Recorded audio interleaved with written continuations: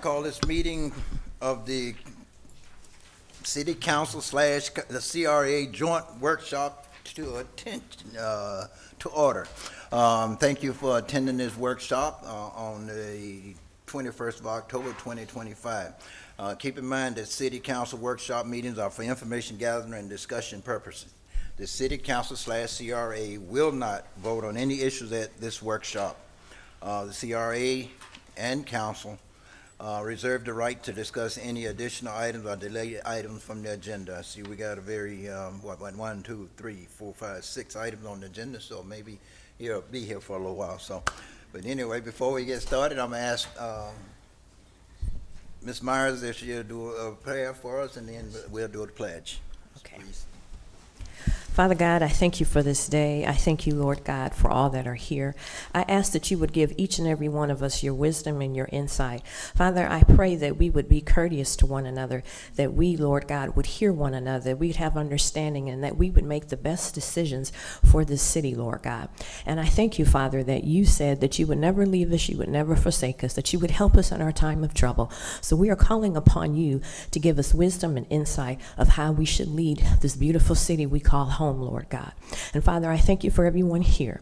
We give you the glory and the honor. In your Son's holy and precious name we pray and agree. Amen. Amen.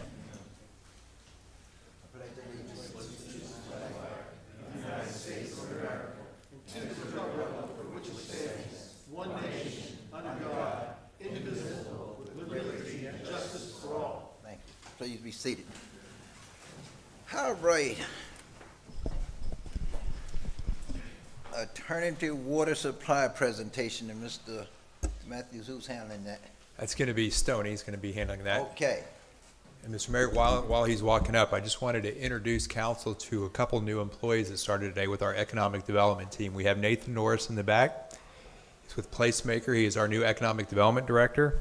And Robert Fox is working alongside him. He is our urban designer. So they just started yesterday, and they are eager and already have a lot of amazing ideas. Welcome to the city. You got the controller? You can click it for me if you don't mind. Good afternoon, Mayor, Council. How's everybody doing today? All righty, sir. How about I yourself? see some new faces up here I normally don't see. Well, Miss Valerie and Mr. Crawford is on the CRA board, so. Where am I clicking at? Oh, there it is. Use the keyboard too. You can do left and right on keyboards.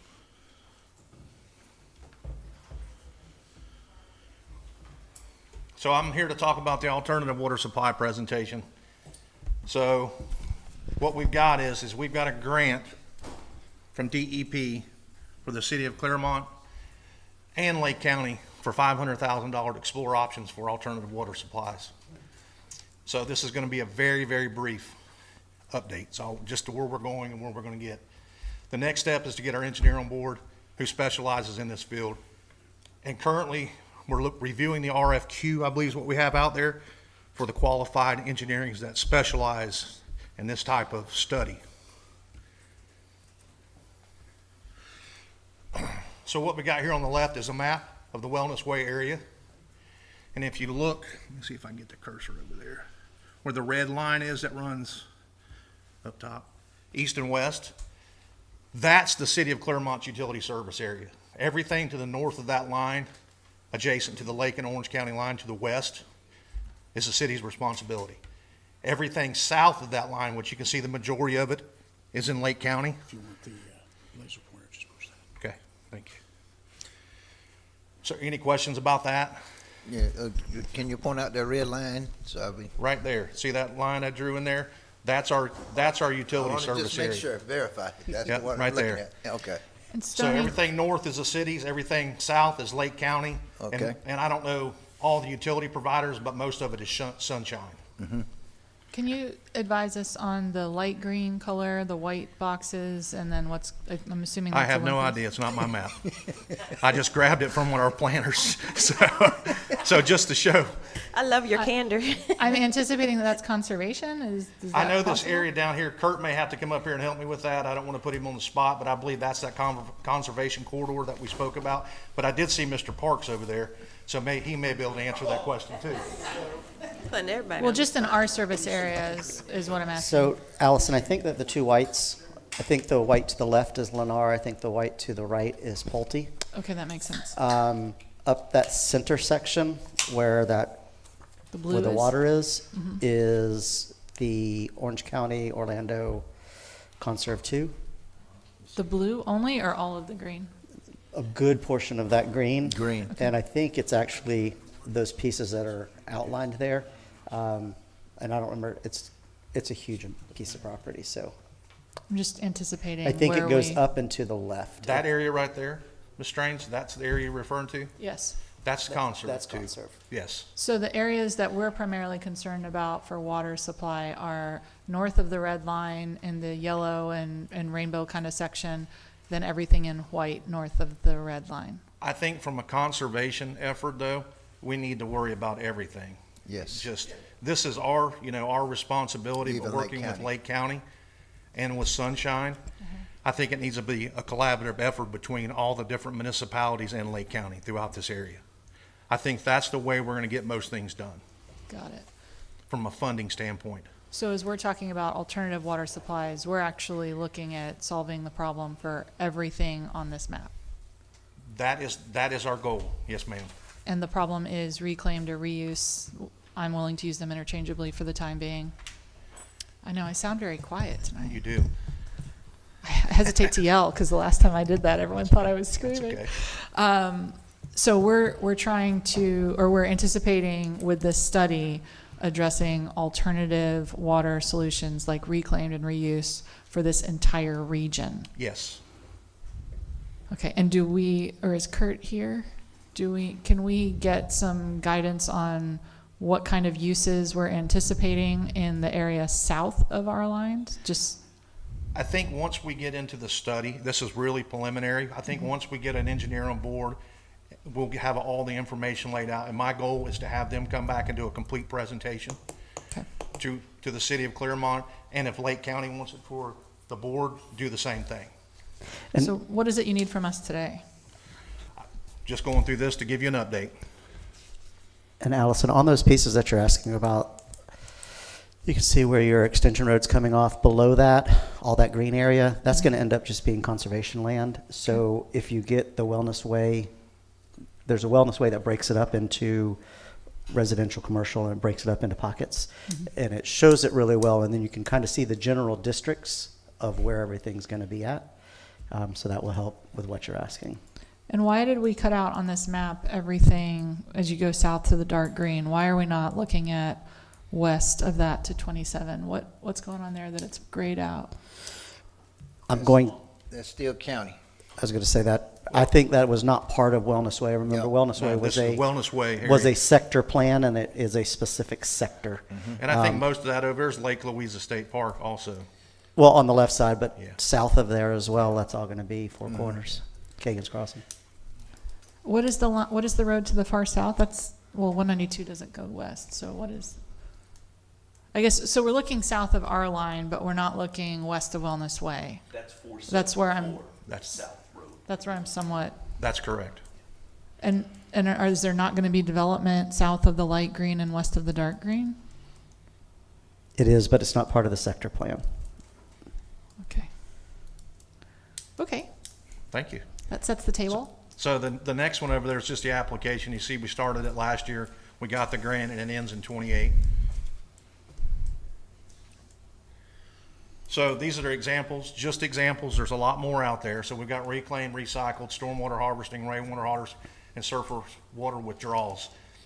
But I can tell you, in the past, the lower aquifer has been part of the discussion with the district. But as we go through this study, the district is going to have to point us where they expect us to be at the end result. So where that water source comes from and all the above. Right, this is just alternate water. It's not potable, it's not drinking water. This is all for irrigation. This is for Right. irrigation. So we're not drilling any wells. You're saying we're going to the lower aquifer for it? I think once we get an engineer on board and see all of our options, because we're gonna be communicating with St. John's as we go through this process to help guide us where we wanna be and what we do. And I think Mr. Howard brought it up in the past, it may be a reservoir in this area, but have to be a collaborative effort between ourselves, Lake County, and if Sunshine, but Sunshine's private. So ultimately, it's an all of the above. We want to see us reclaim as much as we can. We want to see us capture as much stormwater as we can. And the more stormwater that we can capture, the less we'll rely on wells. If we don't make the effort to recapture the stormwater, then that's where we're going to run into our issue, is that we're going to have to rely on wells. So this is just how do we do everything we can do for water conservation, but we all have to be on the same. I mean, we can't just say, well, here's our little thin red line and the county not be a part of it, because ultimately we'll probably have to look and say, okay, here's a nice piece of land that we can store this water on, and both the county and the city be pulling out of it and supplementing with wells, unfortunately. So I think we're looking at like Mr. Howard said, we're looking at everything. So basically call it a cafeteria plan. It may be a mix of a couple different things or more than that. So we get where we need to be to get that resource there. Any other questions? Used to be a lot of irrigation wells down there for the citrus industry. Are those still active down there? Some of them are. Some of them do have active permits on them, yes, sir. Okay. There's no way we can use any of those? There's some of them being used right now. Okay. And some of that was on that map. They have wells within their communities that they are using right now. Okay. So that's what some of the communities are drawing from, some of the old citrus, irrigation wells Yeah. that used to be there for the citrus? Okay. Thank you. Thanks, Tony. Thank And since we do have Mr. Parks here, if he wants to come up and speak about this, because I know that Wellness Way it's up to you, you don't have to. I didn't mean to put you on the spot. And while he's coming up, if I could take a second, the key part of all this is that these lines on a map, the groundwater doesn't know where they are. Exactly. It just goes. So keeping that big picture in mind beyond our red lines is really important for that. On, right? Nope, now you Now are. we're on. Okay. No, nothing to say other than thank you. Obviously want the partnership to address this important issue. It's been a struggle through the years. There's a lot of history on this. Be happy to do that, not today, but it's been up and down for many years on this, particularly trying to work with the county next to us on the east. So just looking forward to this, and yeah, we're here to help, and we definitely want to do it, work with Stoney and staff and you all on this as well. So yeah. And so this is where we really need to be on the exact same page with the county. We were able to get our landscaping changed, and then working through this and with the state, that is a priority for us. Just so you know, one of our legislative priorities is going to be getting some alternative water supply funded for that area. I don't know if it's on yours or not, but trying to get that done and working collaboratively to make sure that we're on the same page pushing forward, so that all developers, whether they come to the county or whether they come to the city, they know that they're going to have to put in that stormwater recapture. If we don't at least have some agreement to that, Yeah. then we're going to have developers who are going to play us against each other, and that's gone on for far too long. And that's sometimes when we get these developments that none of us like, it's because they played against each other, and the right hand didn't know what the left hand's doing. And so we need to make sure that we're on the exact same page and have at least a verbal agreement on where we're going with that. Yeah, no, and I appreciate those. And from day one, the developers, the development community has known that a key tenet of that plan has been to not use potable sources of water for irrigation. And so it shouldn't be a surprise to anybody, but yeah, we do face that battle at times. The back and forth and working with another county as well has been very difficult. But I feel like this will be the time we finally get it done. Thank So you. thank you. Thanks. Thank you. This is a public hearing. Anyone in the public wish to address this item may come to the microphone and state your name and address and have 3 minutes.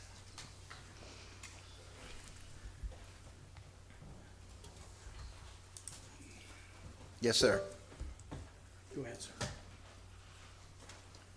Good afternoon. My name is Kurt Shue. I'm a VFW member. My address is restricted due to my military service. I've lived in multiple places in the United States, Colorado, San Antonio, Texas, and all those places had not just supply side concerns, but demand side concerns. And so in Colorado and Texas, we use xeriscape, so you use rock, artificial grass, non-permeable surfaces. But in Lake County, if you use rock or any type of artificial grass, they count that as non-permeable surface. So you have a percentage of what you can or can't do. I'm trying to xeriscape in my yard, even though my water bill has been large. So there's a struggle between the water authority and how that you let people, especially builders, xeriscape with rock or something else that doesn't take water. If you reduce the demand side, that's gonna pay way more dividends than trying to look at your supply side. So I'd like to recommend to the board members, the city council, look at ordinances. I was just told by Stoney that you guys have done some things, but xeriscaping, like rock and other things like in Colorado, a lot of people just rocked almost all their yards and they have little patches of grass. And we don't do that here. And as we've grown geometry the last 10, 15 years, it seems like you look at rock or other areas that you could do, or artificial grass, a lot of places do, that still the water goes through and goes through to the soil, but it's considered permeable because the rock does let it go through. It's not like concrete or pavers or something else, but the ordinance don't set that up right now, because I've struggled with that for a decade now. That make sense? I'm happy to share with you, if you're in the city, we have adopted the New Yard Pattern Book. Yeah, Stoney told me. And is that on our website? Not yet. Yeah. Okay, I mean, we should probably get that on the website so that residents can look at it and see what they can do, because that's the point of it. We're on the same page. Absolutely. Yeah, Thank you. yeah. Thank you, Mayor. Have a great day. Yep. Anyone else?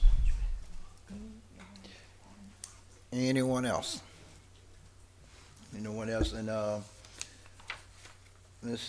sure, I agree with you. I spent some time out in the Midwest myself, out in Las Vegas, and I found it very strange when I was out there, way back years and years ago, that people didn't have grass. They had rock yards and everything. Only thing I found I thought was nice, some of them painted green, make it look like grass and everything else, but the other thing I always found in 9 months I spent in Las Vegas, it rained 3 times. And it always flooded. So I was curious whether the rocks and everything had anything to do with it. It seemed like the water always ran off, didn't always go all the way through the rocks and everything, and it ran off. So I found that just about every time it rained while I was out there, it was a big flood in the parking lots and everything out there. So Well, what's exciting about our landscape code, and I wouldn't expect the public to necessarily be aware of this, and kind of as a reminder and refresher for the CRA folks, is our list of plant material was actually put together by Tim Sallin and his team at Cherry Lake Tree Farms. So everything that's on our list of approved plants is actually native not only to Florida, but specifically to Clermont and our landscape and what we have as far as our terrain and our weather and our regions and all of that. So it's a safe list to use. I have actually talked to Tim Sallin about maybe trying to do one specifically for Wellness Way, because obviously they're on the ridge, so it's an even more specific and restricted list. But if you plant the right material, then you need less water, and that helps with water usage. And so we have great partners over next door in Groveland who are helping us put together the right materials to use for our region and our landscape. So that's exciting. yes. Yeah. Thank you. All righty. Any other comments on alternative water supply presentation? And none, we'll move on to the next item, meet us in the middle. Yes, sir. Oh, Mr. Jeff.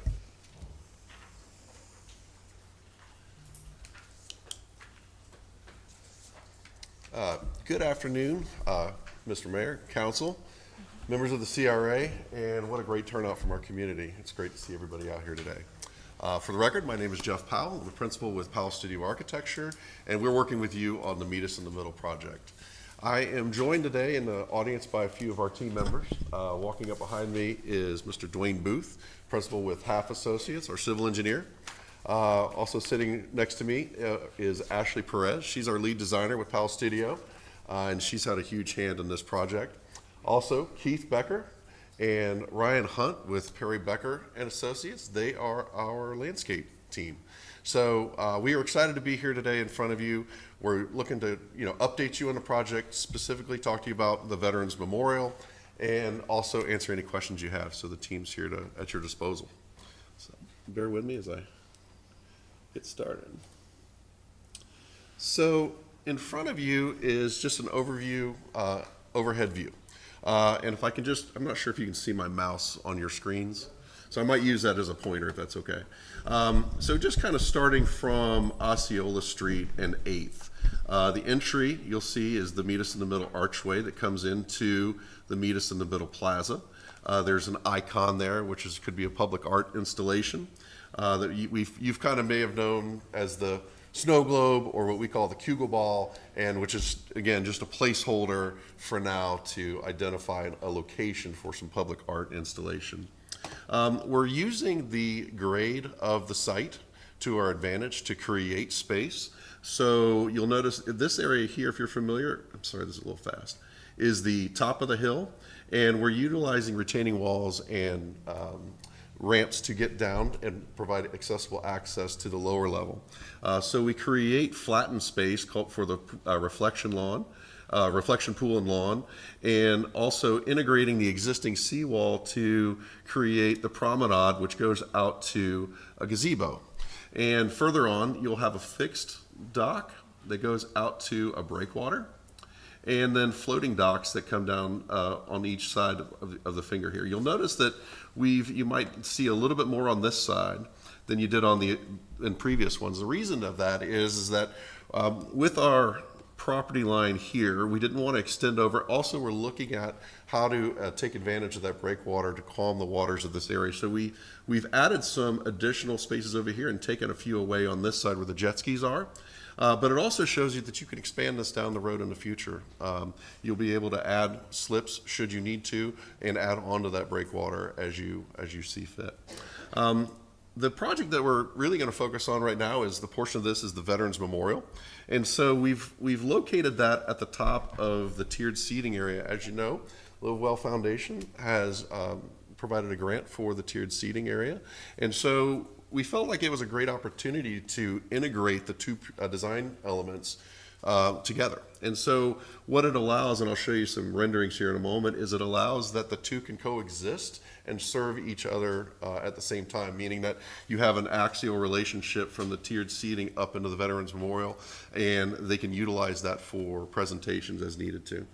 The other part of this, as we've kind of developed the project, is for the First Responders Memorial. We played with a lot of different areas, and we wanted to make sure that we integrated the two together. So we've located the First Responders Memorial off to the right of the Veterans Memorial, and it creates a seamless experience. As you go into the Veterans Memorial, you'll have ADA access through and around the Veterans Memorial. So one of the things I wanted to show you, because of the recent proposal for the De Hoyos property, is that the design for the Meet Us in the Middle project was originally planned to integrate with the access of the existing art walk and the future art walk, should it ever come on board.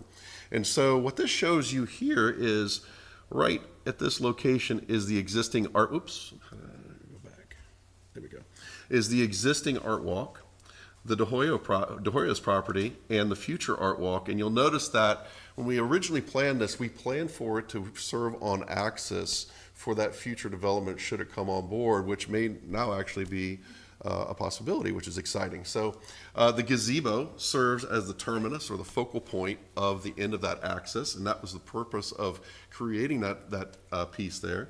And that the potential for the acquisition, it really creates an opportunity to accentuate the alignment of those elements as we move forward.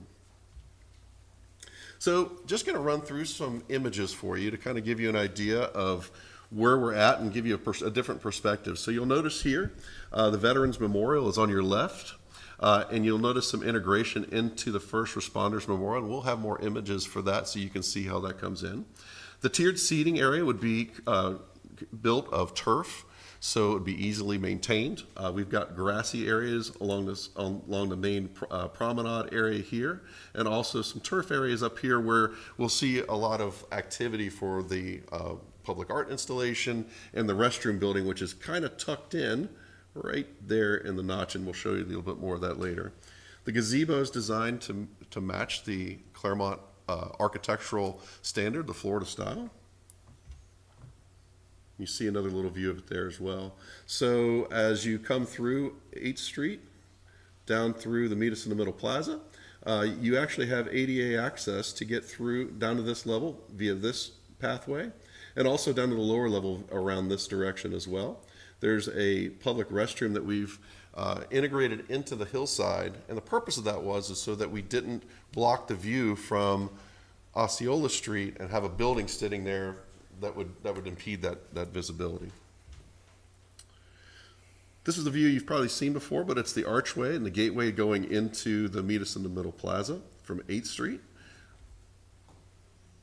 And again, integrating seating within the walls, landscaping in there. We're utilizing turf areas, a combination of turf and grasses in certain areas where it would be appropriate for use.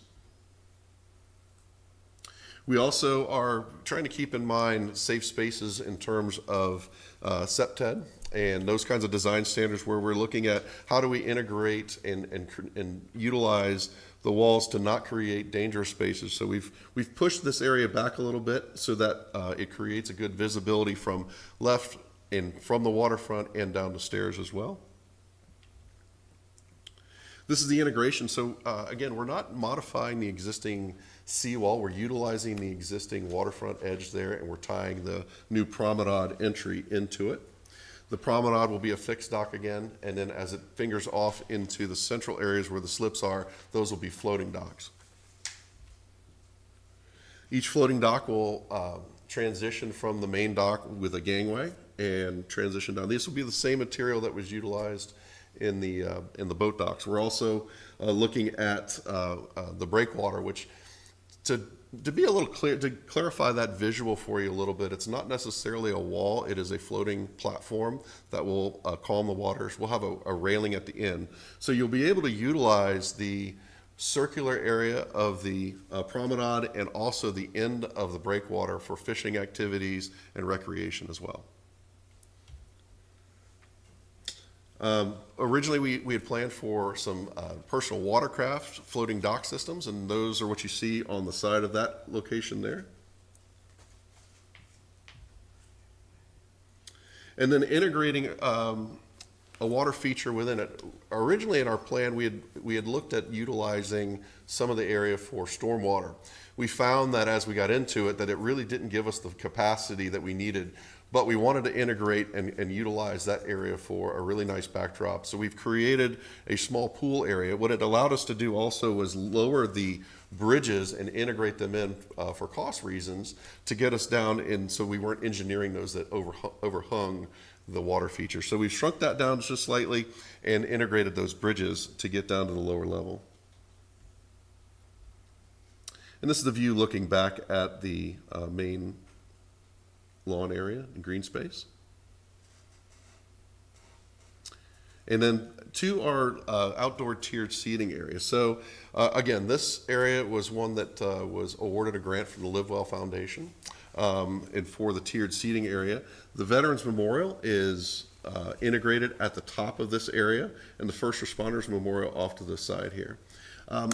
Something to also keep in mind too is that we're not expanding the hardscape. We know that, and we've heard through public comment and your comment as well, that a green space is a key. So we've tried to maximize that wherever we can, whether it be through grasses or turf area for public use, and flatten them out. And one area over here which is of interest, it's a little bit hidden in the rendering, but that's where we're utilizing that area for a dry retention pond. That'll have a shallow swale in it, but it'll also be available for activities and for kids to play in should they need to. It should be just a gradual area in green space that opens out there. This is looking back up at the memorial through the tiered seating. We anticipate that this area will be a prime spot for events, whether it be small venues or performers, or potentially for things that could bring in economic impacts such as bass tournaments or something like that, that they could be used to watch weigh-ins or other kinds of activities on this area, or just come down and relax. Sort of the vision of this, if you've ever been to Mallory Square in Key West, is the romantic part is that at 5 o'clock every afternoon, people leave and go down to Mallory Square to watch the sunset, and it'd be pretty cool if our residents of Clermont had the same opportunity as well. So this is a view from the top tier of the tiered seating area, and something that was important was to provide ADA access. So you'll notice that we've paved the top area of this so that we could allow for access to it. It's also off to the side. I think I went backwards, pardon me. That access I'll show you in just a moment, but this is looking back at the Veterans Memorial. We've met with the veterans and talked to them about what's important to them, what would be a meaningful memorial, and really what we've got is an area that serves our national, our state, our local governments, and every branch of the military. We've also got a First Responders Memorial that services our Clermont Police Department, our Fire Department, emergency and first responders. I'm sorry, I'm gonna miss one or two, pardon me, but also our Sheriff's Department, and areas that we can provide in there for special circumstances and special individuals to be honored in certain ways as we want to grow with this memorial. So really what we've got is a memorial that encompasses a big realm of departments and individuals and service branches versus something like the Vietnam Memorial in DC, which is specific. So this one is, so what we've done is we said we want to represent each branch individually with a flag, with a plaque and a monument, and then provide areas along the seating walls that could be added as you grow and as things, people want to be represented, or as the group sees fit to expand those memorials and grow with it. So again, the tiered seating is on axis with the American flag. So for presentations or services, that could be a processional to go up or go down, and then everybody could be sitting on the tiered seating area during those services.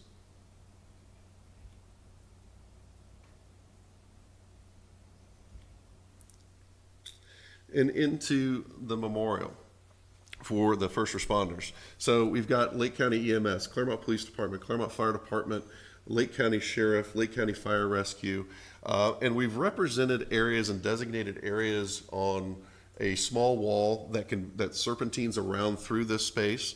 We're centered by what we call a hero tree with a seating area here.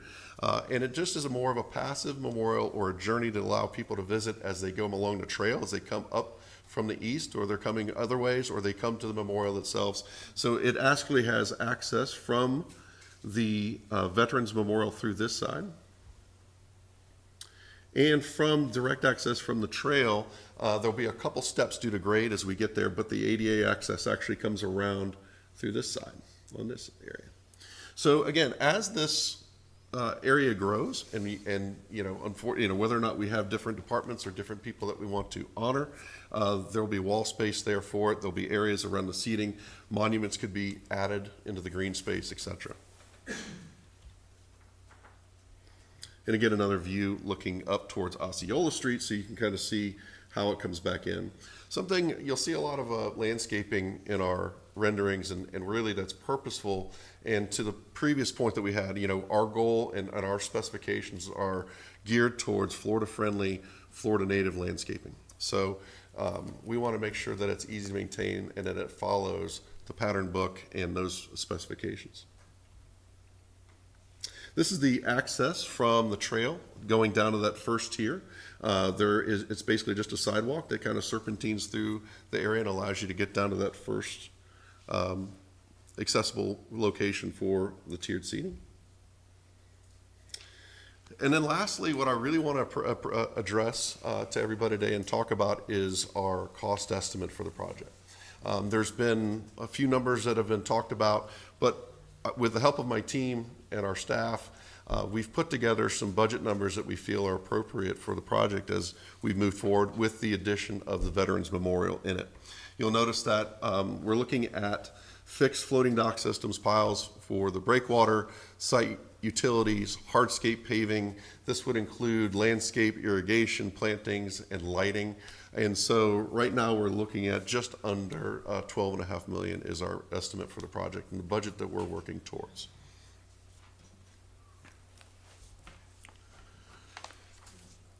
So with that, I know there'll be a lot of questions, a lot of comments. I'd like to open it back up to you, but again, just like to thank you for the opportunity to be here before you today and to have this, as a local resident and architect, to be able to work on this project. It's probably one of the most meaningful ones of my career, and I'm really thrilled to be a part of it, so thank you. Thank you, Mr. Powell. Before I ask a few questions, let them ask a few questions, I'm opening up to the public. Anyone in the public wish to address this item may come to the microphone. State your name and address, have 3 minutes, and any questions that you may have from Mr. Powell. Mr. Powell, if I was asked that you take note of any questions they may have, okay? You know, so it is open to the public. Anyone in the public wish to address this item may come to the microphone, state your name and address, and have 3 minutes.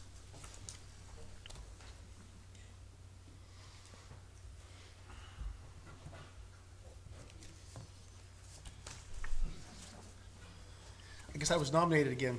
Good afternoon, my name is Kurt Shue. I restricted address, represent the VFW and veterans here. I gave everyone a picture. Someone brought up last time that there is a small Veterans Memorial. Thank you. Sorry, ma'am. Hi, my name is Kurt Shue. There you go. I'm representing the veterans here in Clermont and Lake County. Someone mentioned a couple last month, there was a small Veterans Memorial at 8th Street. I don't remember who. I don't think it matters that much. So at the end of 8th Street, I gave everyone a copy of this, I believe, and it says South Lake Veterans Memorial. I'm thankful it does have a light on the flag, but that's currently, it's about the size of a gravestone. So I've handed that so y'all have that for reference. This is a beautiful memorial. I'm hoping that, I want to thank everyone for their vocal support of this.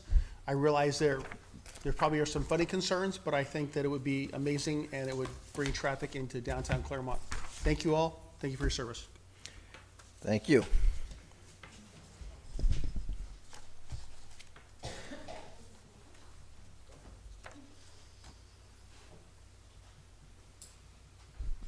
Hello, Anna Sinclair, 575 West Mineola Avenue. This is actually strictly about the trail itself, not necessarily the rest of the components of Meet Us in the Middle. Because primarily I walk a lot, I am also a cyclist, so that's what I'm going to focus on. When I go out for a walk or to bike, I see a lot of seniors on e-bikes. E-bikes are great because they are equalizers. You don't have to be very athletic to go a very long distance, so I'm happy to see that. There's a little thing with e-bikes though, and is that you cannot have them exposed to the sun because of the batteries. So when I see projects like this, I think that perhaps we could offer, not necessarily in Meet Us in the Middle, but somewhere in that vicinity in like the Art Walk extension, like an area so people can park their bikes in a covered space. Another concern that people have is having their bikes stolen, because unfortunately bikes are easier to steal compared to cars.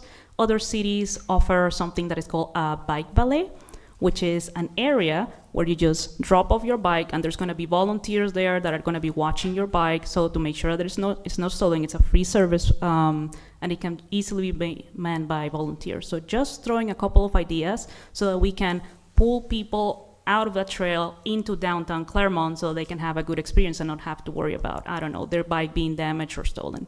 So thank you. Thank you.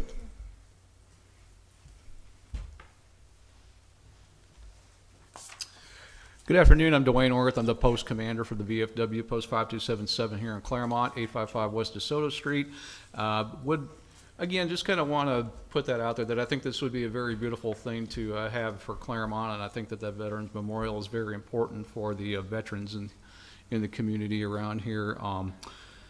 Can't stress enough that I feel like that there's a sense of urgency with this, and this has been going on for on and off for about a decade now, and it just keeps getting either pushed off or kick the can down the road and everything like that. But just want to remind you, we've almost lost all of our World War II veterans now. We're losing our Korean War veterans now, and we're starting to lose a lot of Vietnam War veterans now. So I really feel like there's a sense of urgency to get this started, get this on the agenda, to get it voted through and get it going and start this project so that we do not lose any more generations of veterans who don't get to see this, don't get to see appreciation from the community, and we can get this going, and this would be a fantastic thing. It means a lot to the guys in my post that something like this would be happening, that they would get to see this memorial here. I think it would be an honor and a tribute to get this, as well as for the first responders. They served the community. A lot of them gave their lives while serving. So I thank you for your time and really would like to get this seen. Thanks. Thank you.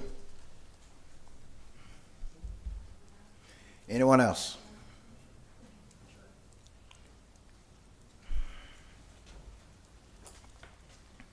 Good afternoon, Mayor, council members. Thank you very much. My name is Jason Hunt. I live in 4131 Mount Pleasant in Groveland, actually. So I'm not one of your Clermontians, if you want to call it. But I am a veteran. I am a 20-year Army First Sergeant, retired. I'm a VFW member. I am an American Legion member. And like what this memorial is supposed to represent, a lot is for our brothers and sisters who are no longer with us. I am one of the lucky ones, because all I got to come back with was this cool little purple ribbon. I've been blown up and I've been shot. And these kinds of things, as I mentioned the last time you may have seen me, it is that representation of that we are not forgotten. My battle buddy here showed you the picture of what is currently in place right now, and it is a placeholder. But all too often, I have bad experience with my brothers and sisters that are taking their own lives. It's 22 every 22 seconds, if you guys know that number, the 22. Especially now for these younger soldiers. My older ones and my younger ones are having the hardest times, unfortunately. And as a younger veteran than my battle buddies back here, my wife is an Army veteran. I have 4 kids, and 3 of them are in the military. And I have 3 grandbabies. God bless them. I love my grandbabies. Yes. So this is something that my Navy son-in-law, my Army daughter, my Army son-in-law can come here, and I can bring my munchkins. And whatever little additions that Mr. Powell can adapt, or we can adapt as veterans, to those monuments to add to, whether representing those campaigns that we were a part of, or recognizing those actual individuals that are not with us, and the ones that are out there in the streets that we drive by every day. That is what I see it. And this is me, Jason, not talking as more so just as a veteran, not so much as those organizations. So for me personally, ladies and gentlemen, I would love to see something like this move forward at a faster rate for my children, for my grandchildren, because when they see that, yeah, Grandpa's been blown up and shot, this is something that I can say what it was for, a little bit, that this is for all of us. Thank you very much. Thank you. Anyone else?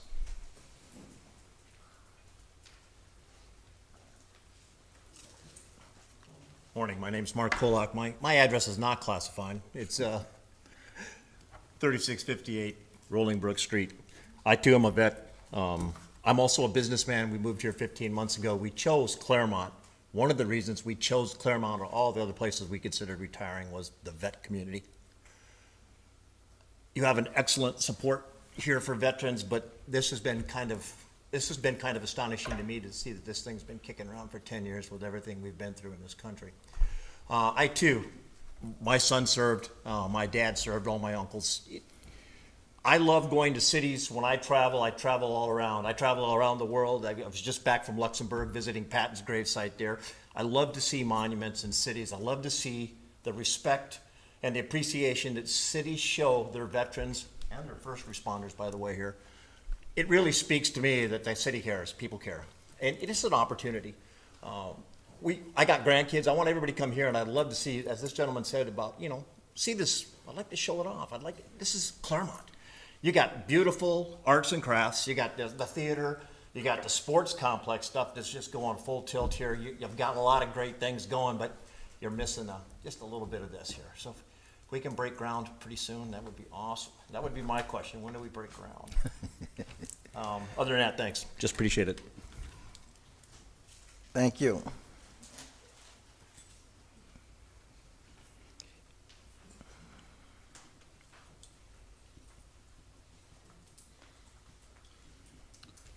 Good afternoon, City Council.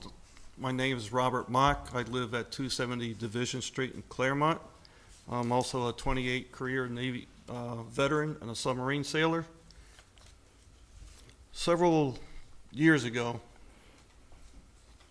I approached PAL Studio Architect with an idea, and I tried to get appointments, meetings, and I didn't realize the mayor's office was selecting people that I needed to talk to about my idea. And that's when, in April, that I presented the presentation of blending a Veterans First Responders Memorial in with Meet Me in the Middle. I've looked at several months before that. I looked at Highlander Pavilion Complex. It had a lot of ground there. It took up, a memorial will probably take up a lot of venue spaces there. I looked at Victory's Point. You had the stormwater system that puts the water back into the lake, and it's way out of the way down there. That I don't know if you walk the trail often like I do, that area is out of the way. I walked from the new boat ramp all the way down around that storm area and back.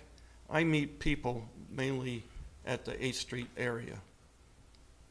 That is where the people gather, they talk, it's quiet, you can go think, you can sit down and just stare at the lake. You meet people. I met a lot of veterans there, just walking. I was a stranger, and we started walking. I find out who they are. I just thought it was common sense that Meet Me in the Middle was actually what I had envisioned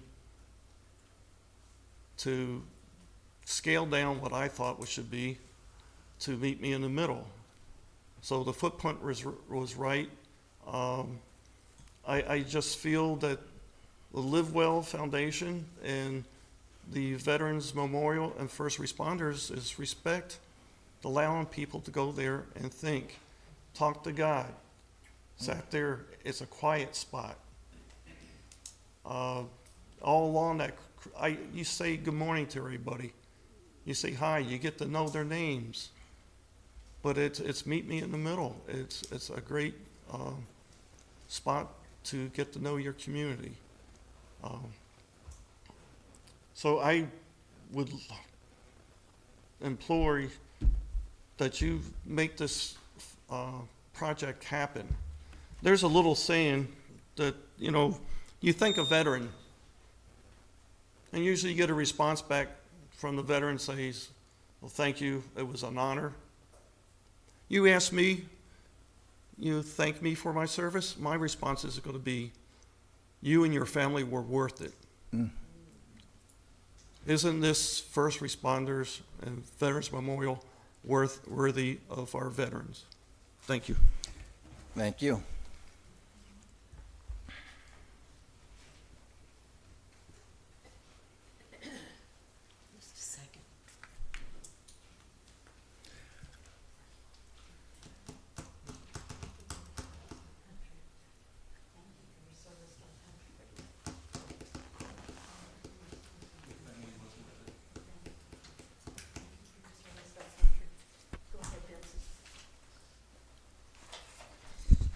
Good afternoon, City Council. I love this project, but I have a financial question.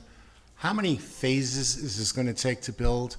And within that phase of, X amount of phases, where does the parking garage come into these phases? Because this is a beautiful project, and I could tell you this is going to bring people down to Clermont. And I just want to know if we could afford this. I am for this project. I just wish we could find the money for it. Thank you. Thank you. Charlene Harrison, DeSoto Street. You might be surprised I'm here. I'm not going back in the council, but this affects me and my life, and my husband is here, which rarely shops in. And as you saw, I stepped back to thank all of them. I still don't even see people when they walk in this hall reach out to these veterans and thank them for serving our country. One of them just said it was a pleasure to do that for you. My heart is heavy right now because I hate it that these guys have had to fight. Now, the reason why I'm here, I'm not the person, as y'all know, that I like shaking the shiny baubles, and this is all pretty, so I'm going to be the villain in the thing today. And I see there's one of our neighbors, of course, is down here. She's already experienced what I'm about to talk about. So, well, you've got it up there, sorry. No. Can I put this up here?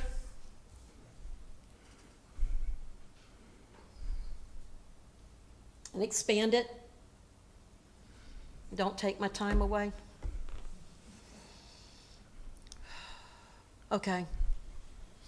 Where you're talking about this and the seating and the whatever, and I heard the gentleman back here, and I just asked him, were they from here? I don't know them.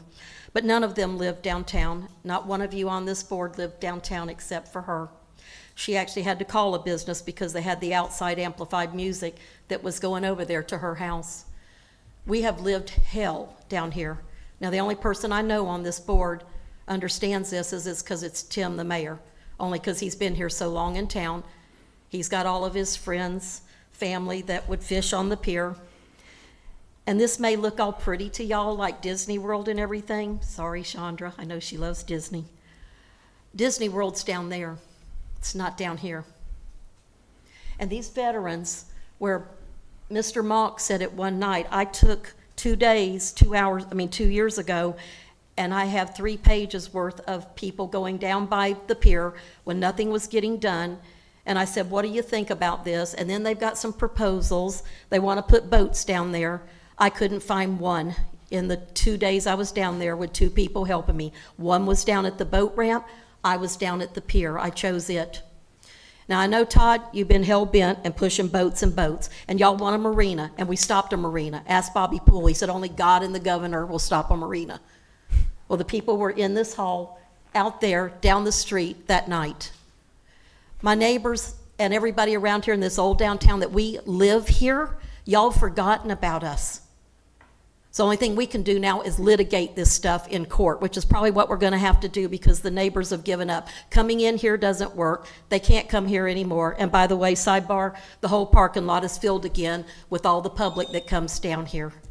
So what I'd like to say, you have annihilated. I'm here to represent everybody, so maybe you can give me, Mayor, extend another, whatever, minute or 2.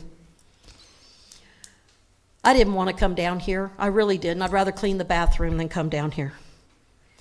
But I know behind the scenes I'm going to have to do something, and that's why I've stepped out of this council. I'm going to try to make a change next year and get people that understand. I think some of you do. I've talked to some of you.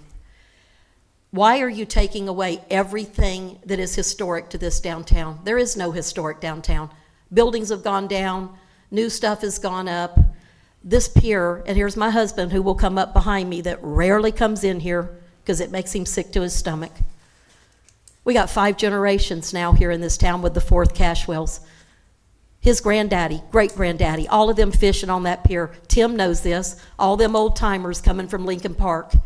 And now you've got this, that this gentleman just said, that we'll have activities there. Probably you're going to have music. Let me tell you, every Tom, Dick, and Harry is going to want to sit there. But yet I'll tell you what, I spoke to some veterans since the last meeting.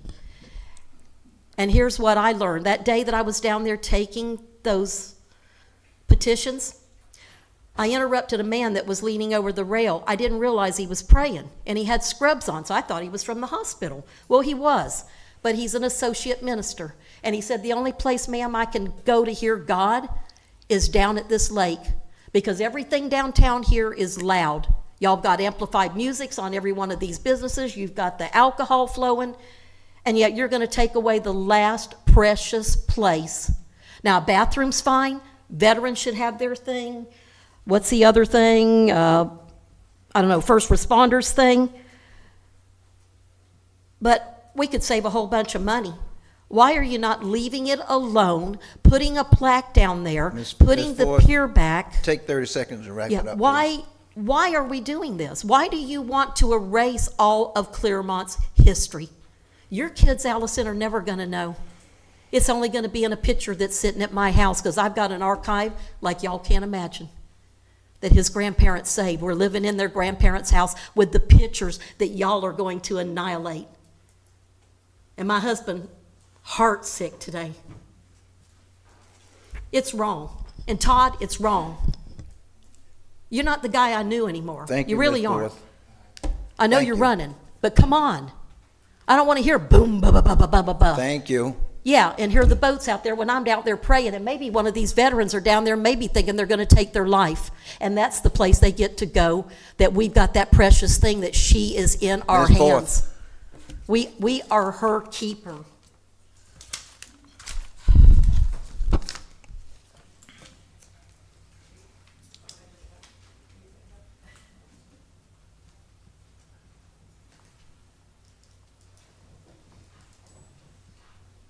Charles Forth, 939 West DeSoto Street.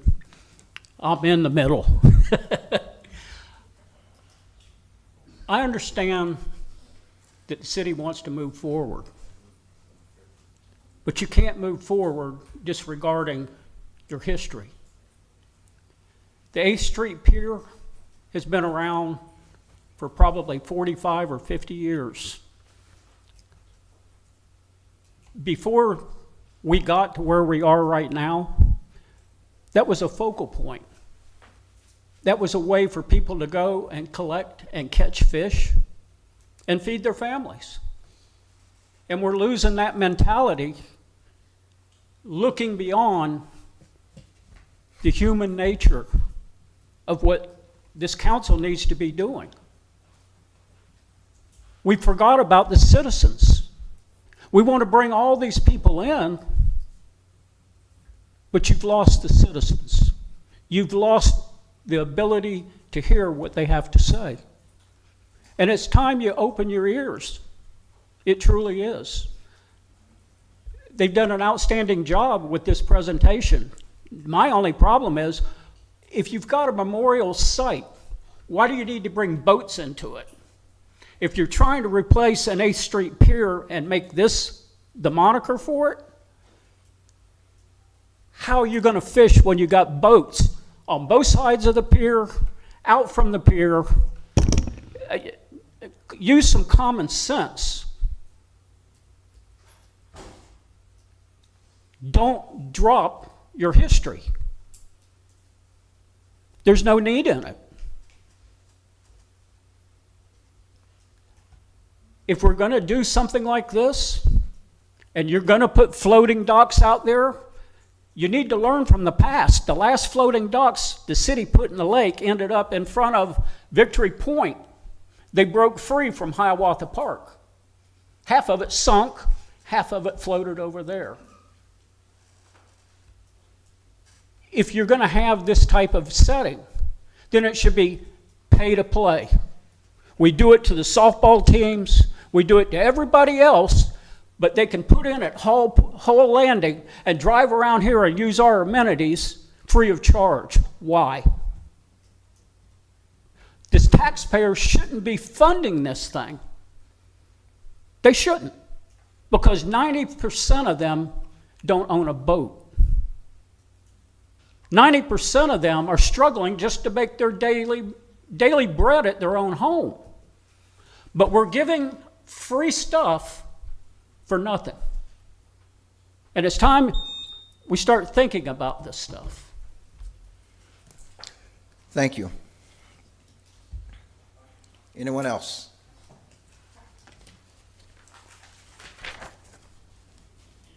Hello, Jenny May, 4062 Greystone Drive. Let me go back to all the stuff that we just saw. So I agree with Anna, Ms. Sinclair, in regards to the bike storage. I didn't see any bike storage, and there is a lot of bikers. So I think that would be a great, added feature for that, as well as lighting, dark sky lighting. There wasn't any talk about the lighting at night. I know that we had a presentation Olympus, and they're using the dark sky lighting, so it would be nice to have that as well. So I don't know if there was any more additional lighting information that can be provided.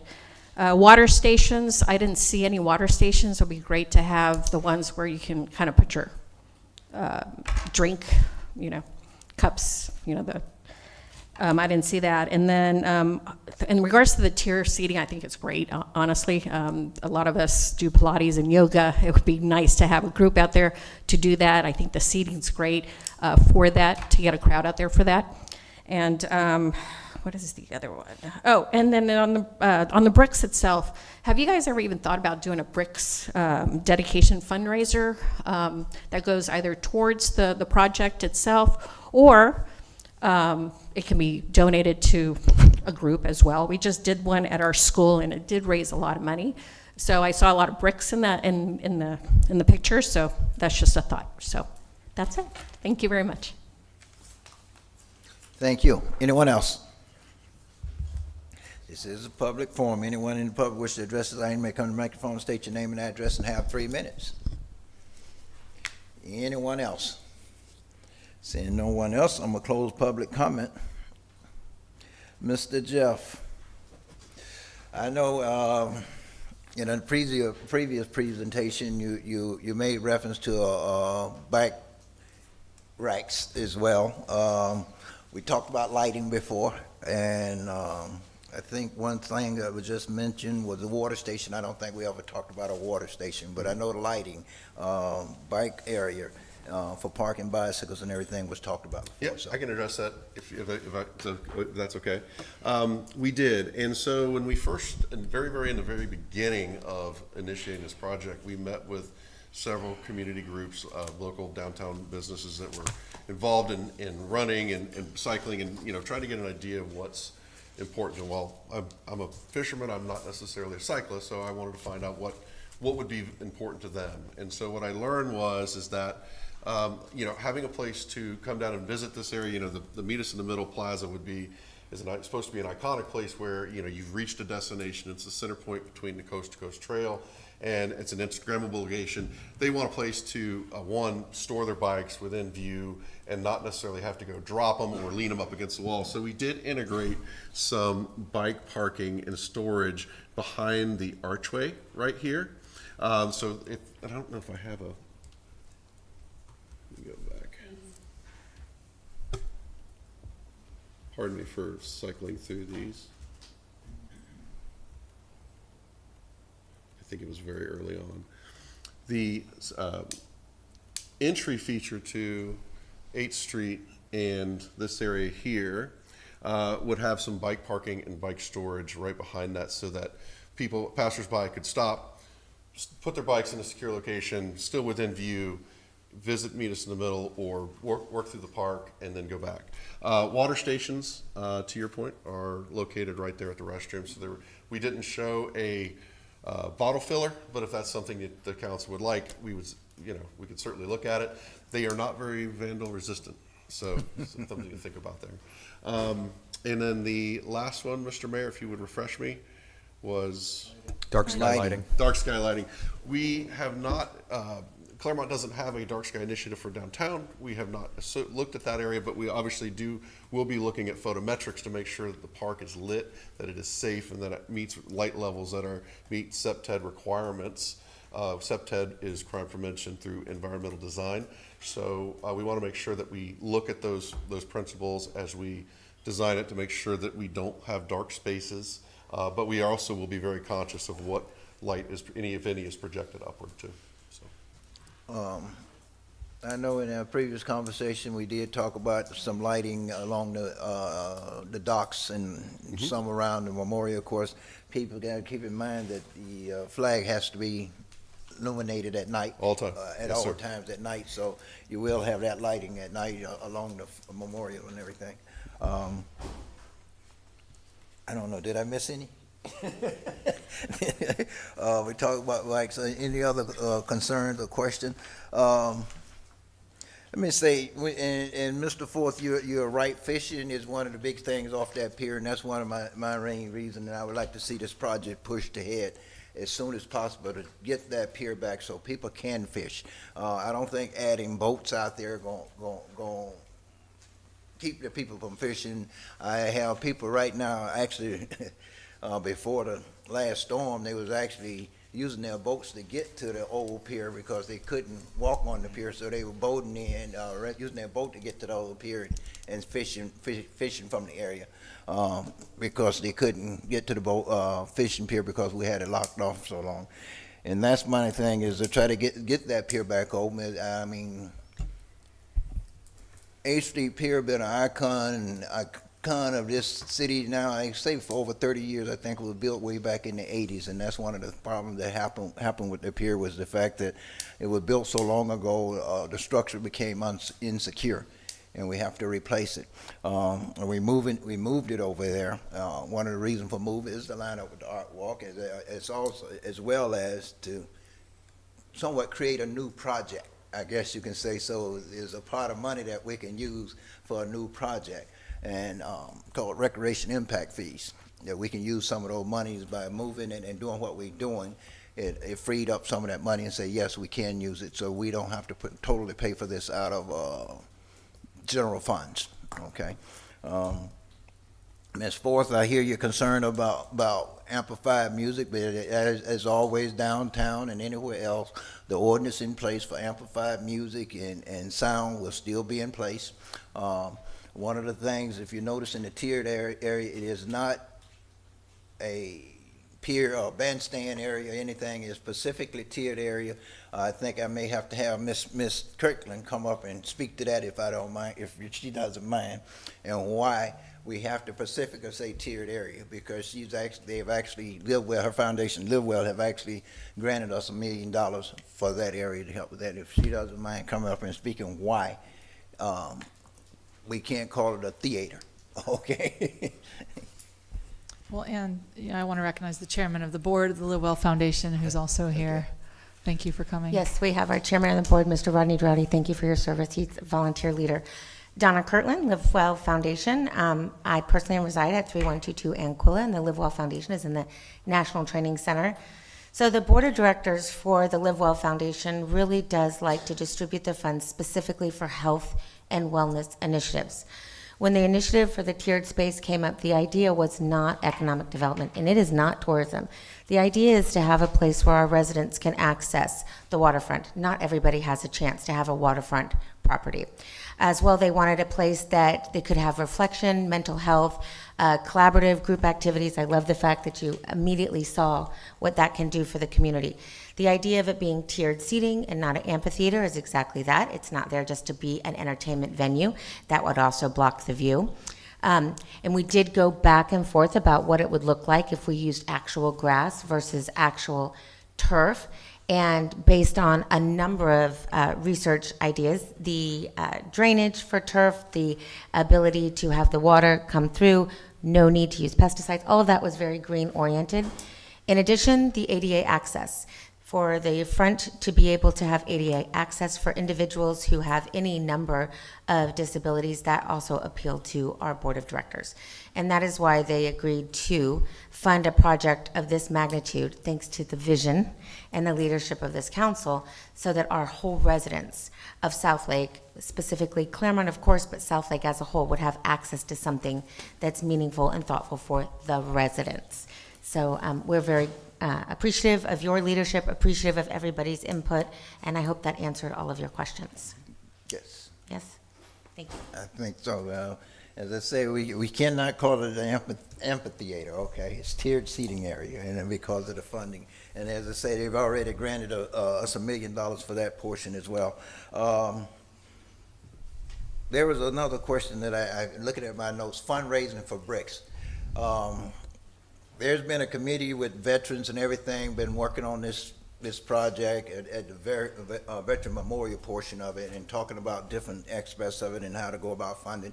And there have been steps taken, and they've been looking at doing bricks, using bricks to fund it. As a matter of fact, they're even talking about doing other fundraisers. The veterans are actually talking about doing fundraisers to help contribute to this.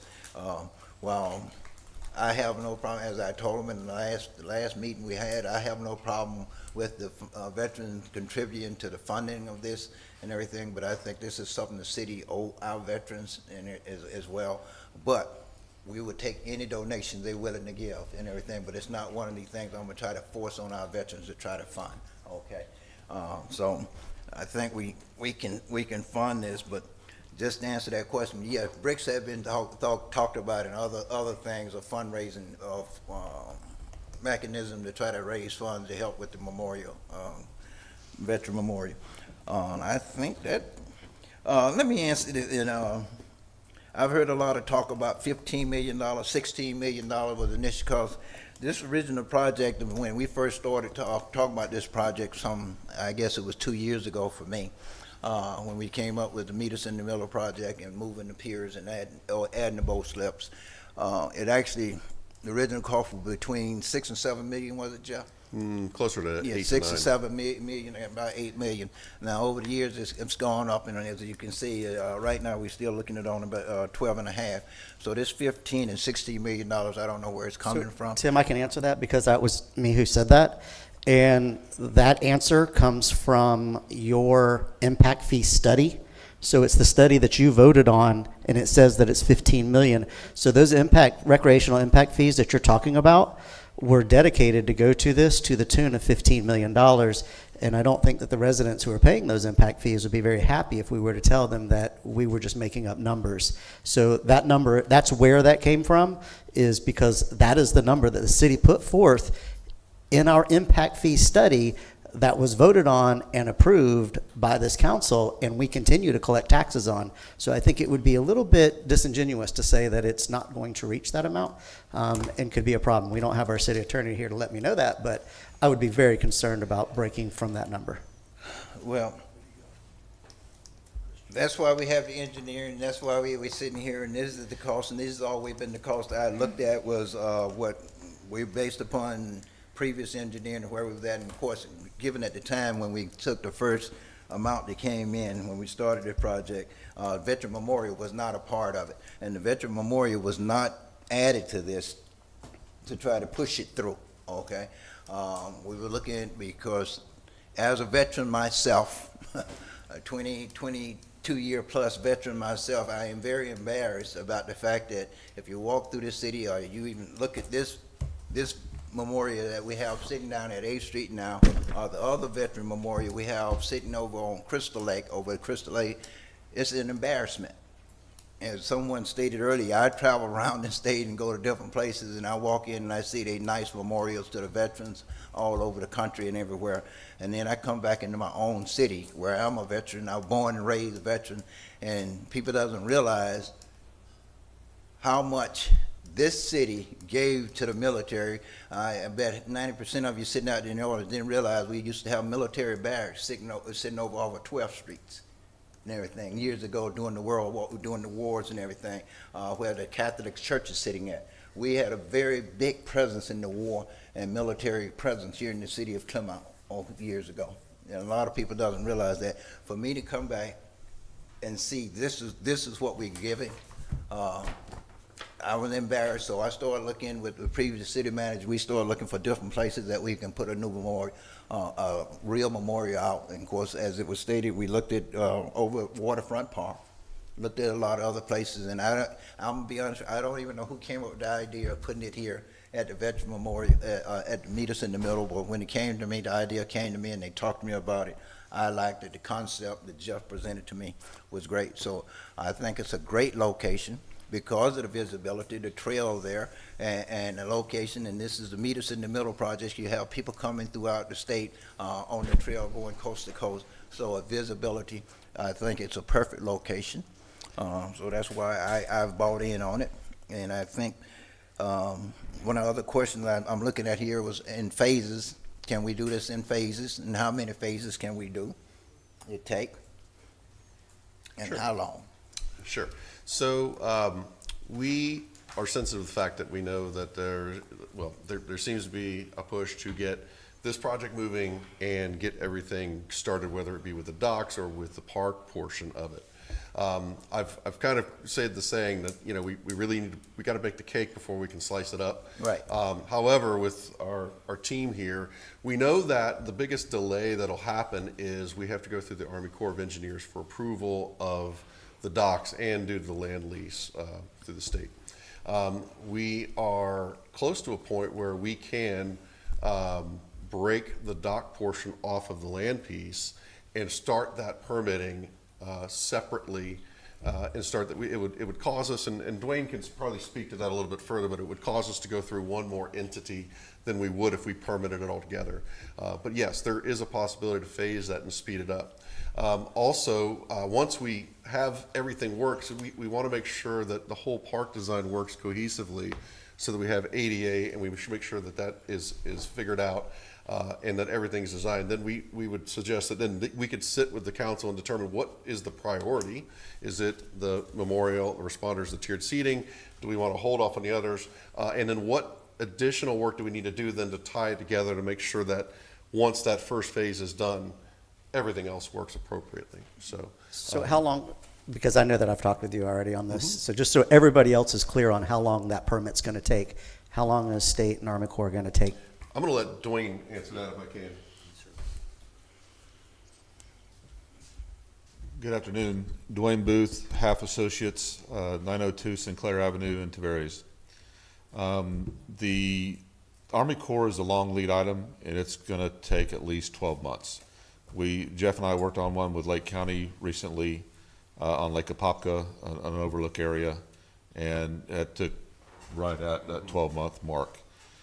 Having said that, if our veterans know of any colonels at the Army Corps that can help get our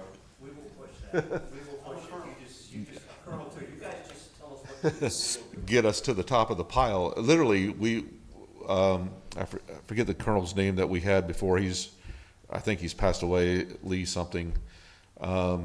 He used to help us through some of this permitting, and it's literally asking to be put at the top of the pile. With Army Corps, obviously, if there's conflicts around the world and other issues with the military, that's first. This permit is second or third, down the list or further. And it's and with them, it's kind of the squeaky wheel gets to the top of the pile. And how does your state DEP tie into that? It's other than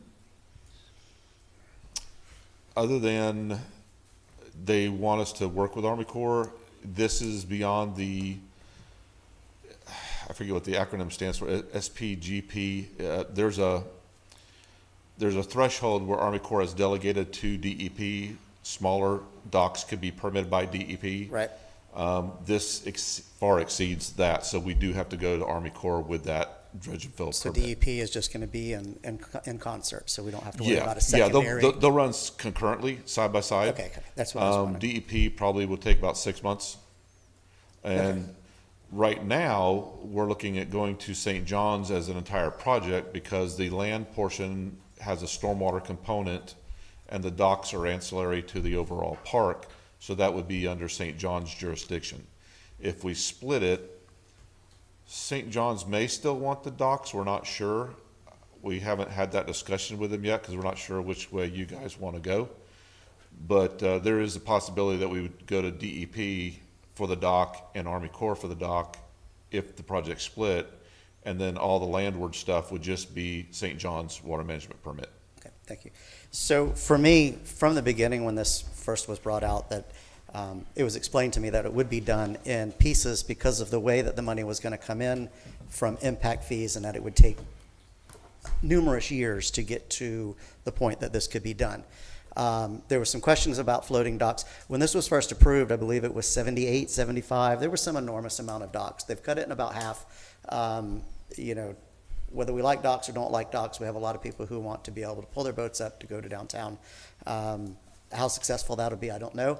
What I can tell you as somebody who runs multiple businesses on docks, that a large dock would have to be manned, and so we need to keep that footprint for the floating docks as small as possible. preferably in the neighborhood of 20. If you exceed that, then you're going to end up having to hire a park ranger or somebody to control all of this. And, you know, there's a lot of expensive, you know, when you start talking about wakeboards and such that well exceed $1,000, things disappear quickly, and so that's a problem. Jeff, for me, I can get past most of this with us getting the De Hoya property, relocating it onto the axis, which is what the rest of the council leaned towards.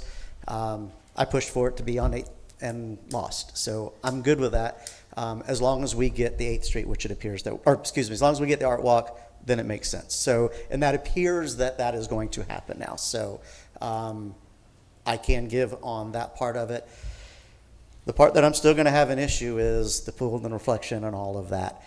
So what I will ask is, would you be able, so that little S that's over on the Veterans Memorial, the ramp that's going down, Right here? would you be able to move the restrooms over there?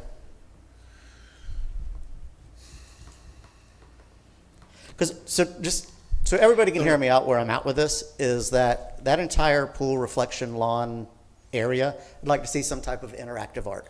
That's where the art walk is going to fall in. That is the axis of the art walk. It makes sense to me, at least, that it's some art walk. And anybody who's listened to me since I've been on council, I hate all the retaining walls in Clermont. So I really don't want to see us add one as a city, or add as few as possible. When it comes to the part for the Live Well Foundation, the Veterans Memorial, First Responders Memorial, we can move forward with that. I did have a conversation with Ms. Kirkland as well. With us accepting that, because they are a foundation and a significant portion of what they're able to provide to the community is based on their returns from the investment. We really need to get moving forward with this if we're going to do that, or we need to return that to them so that they can hold it and keep it invested so that they are getting that return, so that those dollars are able to be used for other events. Not that they're going to pull it from us, but that's how they make their money, is through their investments. So, and I think that's fair. If we can't figure out how to do this, or if you can't tell us how to do that, then I think we do need to move that back over there, allow them to do it until we're able to get that figured out. But for me, I can move forward with the Veterans Memorial, the First Responder Memorial, and the Live Well side. The meet us in the middle, the actual true meet us in the middle piece, I don't have an issue with. So my primary right now is still that reflection pool and that hardscape. And that's where I've been this whole time. Mr. Powell. Beyond that, I'm sorry. comfortable with it. So, it's really up to the rest of council. Jeff. Mr. Powell, how much would it cost, let me rephrase that, the money that the Live Well has for this project, would it cover the Vets Memorial, the first responders, and the tier seating? No. How much would have to add to that, you think, just for that portion? Right, we're looking at probably in the neighborhood, and I'm Just swagging guessing. this on Okay. the fly, so Okay. please bear with me. No worries. I'm going to say somewhere in the neighborhood of $500,000 to $850,000. Oh, really? Yeah. So, I'm Okay. swagging. We've Okay. done an analysis of the whole thing, but I don't have it. I don't Okay. have that broken out specifically there. And can you pull that piece off? Let me ask this. Which one? Just the Veterans Memorial and the amphitheater. Tiered not seating and amphitheater. first responders. Tiered seating. Right. Can you We just do piece that? Yeah, can just you do piece that piece. So potentially there's a way to do it, but we would need to do a little additional design work to integrate it within the existing Okay. grade, and the existing deck is there as it goes off to the west. Right. So once we put that piece there, we need to figure out what happens here, so make sure that it's designed That's where your correctly. bathrooms go. Yeah. I don't know the answer to your bathroom question. I haven't, Well, I haven't got explored you. that. That's going to take the rest of council to agree on that. But like I said, I just think we can do better than hardscape walls. I just think we can do better than that. So. If I can The address. water, that Mr. How, okay, just a minute, the address. If we were to move that, how would that affect, because right now I think it's a swell in there that's collecting storm water. and create mosquitoes and all that down there, and that's one of the other things. Well, it's dry. Right. It's dry right now, and I know that because staff usually mows it during lunchtime when I'm eating lunch down there. But no, it is dry right now, and it is actually, and Dwayne may be able to speak to it a little bit better, but I'll wing it. It is serving as a stormwater swale right now. So what we would need to do is say, what are we affecting of it, and what does the new piece, and how do we redirect that stormwater? Is there enough capacity, and so how we would do, how would we piece that if that's the only section you want to do at the time? Yeah. Well, I was curious because I think I heard in your presentation earlier that you already to the east side. Correct. So we have moved stormwater, I guess, retention area. Didn't you say a little retention area over there? Correct. Where the text that says First Responders Memorial is where we are relocating some of the stormwater in addition to the area that's off to the east of this. Keep in mind that one of the things that I don't know if I mentioned in the presentation, but we've talked about it in other presentations, is that we're taking the steep slope of the trail spur and we're pushing it off to east to make that a little bit more gradual. Right now it's extremely steep, and so we want to ease that out a little bit, which will then open up that area of green space by where that text is for that additional stormwater area. And Dwayne's been very careful to make sure that we don't impede on it because he's doing the best he can to maintain as much as he can there. So. And I guess one more question on that, and if we were to move the restroom over there, how would that affect the ADA accessibility? I can't answer that question on the fly because we haven't examined moving it there. Yeah. What I can tell you is that, and just in what I wanted to talk about in terms of timeline, is that since the June workshop, we've been moving forward and are on target to deliver the construction drawings and ready for this in May. If we want to accelerate those docks, we really want to get Half's team moving forward to get that permit started so that we can maybe gain that 6 months ahead of time, so that by the time we get to the final design drawings for the land portion and reintegrate it back with the docks, we'll already have a 6-month window of time with Army Corps and whatever permitting agency is there, which would then allow the city time to get it through the RFQ and get the bids put out and that kind of thing, looking at construction maybe later that year, or determining which way you want to phase it, depending on plans. Okay. Just a quick question. I think everybody's been asking, when. And so has the request of the Army Corps of Engineers been put through yet, or nothing's been done in that part? Not yet. So then you're saying, let's say on the outside it's 12 months, but maybe we can get it done in 6 months, 3 months. Okay, so what's the total time frame that you would guesstimate to be to do to completion? Well, the permitting with the Army Corps is going to take the longest, and as Dwayne said, that's a 12-month process. Right. So ideally, if in late fall we can get the project submitted and get that process started, which would mean we have the design for the docks, the integration to the seawall, everything done, we'll finish the rest of the design in May, which would allow that dock permit to be in with Army Corps for the first 6 months. Okay. Let me ask this question. So I'm sorry. Go ahead. So you're saying May of next year, we would have the permits in, you think? May of next year, you would have documents that are ready to go for pricing and be put through procurement, start that process as well. Okay, so then after that point, just so people might have a general idea about, when is completion? 2 years from now? Most likely, what would you say, Dwayne, on the docks? So we're talking 2028? 12 months. To build the docks? Mm-hmm. I think it'd take 12 months, probably 8 or 9 months to build the docks. Yep. Okay. So ideally, if we start construction late fall of next year, of 2026, we would be 14 months of construction potentially. Because, and if that's if you do everything all together, meaning that your land work is going on at the same time as your docks. Right, because this kind of a project, I know they said do it piecemeal, but everything is interconnected. Right. So you can't have a dock with nothing to walk on, so then you're just looking at it. It doesn't serve any purpose. So you're going to have the hardscape there. You're going to need the bathrooms. You're going to need the ADA requirements. And then the second thing is there any kind of tree in placement? Shade is a very important thing. And you don't want to put these little tiny 6-foot trees out there. then, well, yeah, in 20 years, they'll be good. You know, you want to have things in place today. Yeah.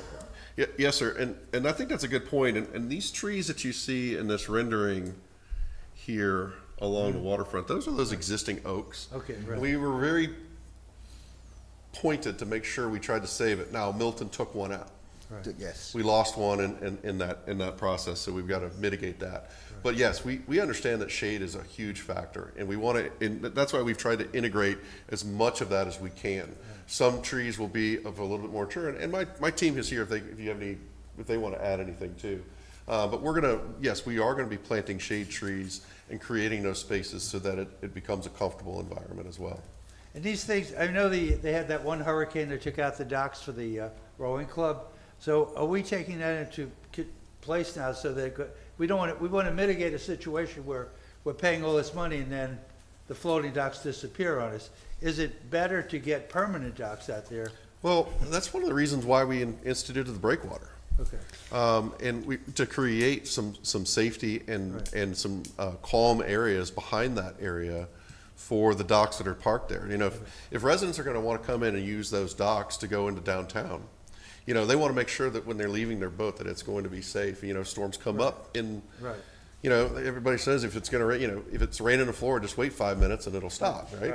So, but we do know that the waves in our lakes get high and they get rough. And I think those other facilities that were damaged in Milton are also wide open to the lake. So any of those oncoming waves were hitting that dead on. So ideally with the breakwater, that will take that initial impact and assist. Now, it doesn't mean that in a hurricane that you're not going to have water coming over that breakwater and it's going to be a situation, but ideally it wouldn't be to the point that the other docks were annihilated. So just so And you these know, are to be like docks where they're going to have facility like electrical, you know, people going to be able to plug their boats in or anything. It's not going to be long term. That's not our intention now, because ideally that these docks would close, and I think that's also a conversation for council. I'm sorry? It'll be part of a permit, you can't, overnight mooring. It would be no overnight, it'd be, original plan was no overnight parking, boat, docking. Everything would be closed off at a certain time of night, no refueling, none of these things. Correct. It's just basic, originally I was calling a boat parking lot. Okay, basically, is what I was calling it before we dubbed it, meet us in the middle, because basically it was all for people to come in, tidy boats to the dock and be able to go to the different restaurant.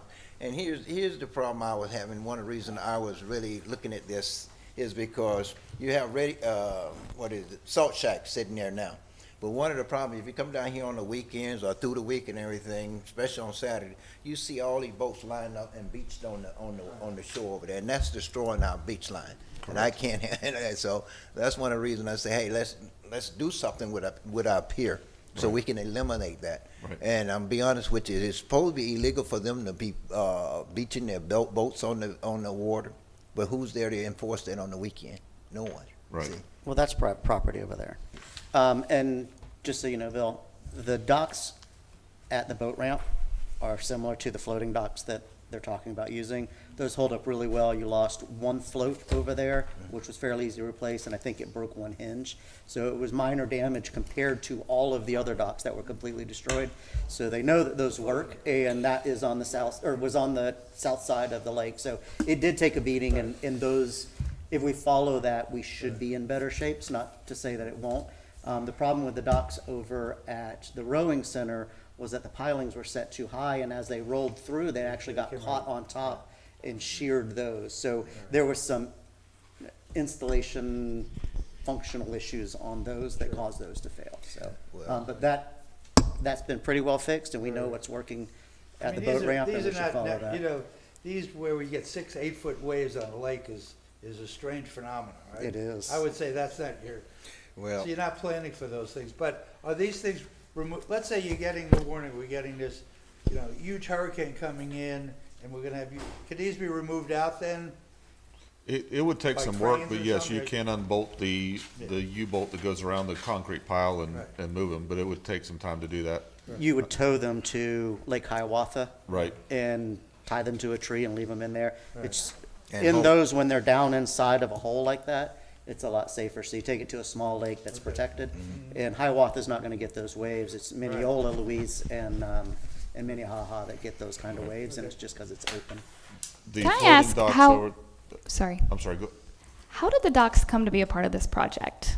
Is it from public desire, input, or someone particular? Because that's not clear to me. And they This- seem to have been a tripping up point. Well, the docks was the original project itself, okay, because we had A Street, along A Street there. It used to be a pier that was built back in the 80s or so or earlier. And it basically, it was in need of repair. I think we have gotten a report in 2017, 2018 saying we need to tear down the pier and rebuild it. Because the pylons were put in at 25 PSI and they were requesting them to be put in a little bit stronger dock at 45 PSI. And I know when I first got elected in 2020, I sent Public Works down there to repair the dock because it's in bad shape. And 2 months later, I was still getting a lot of complaints. I said, wait a minute, we just spent a lot of money on this dock. I go out there and walk.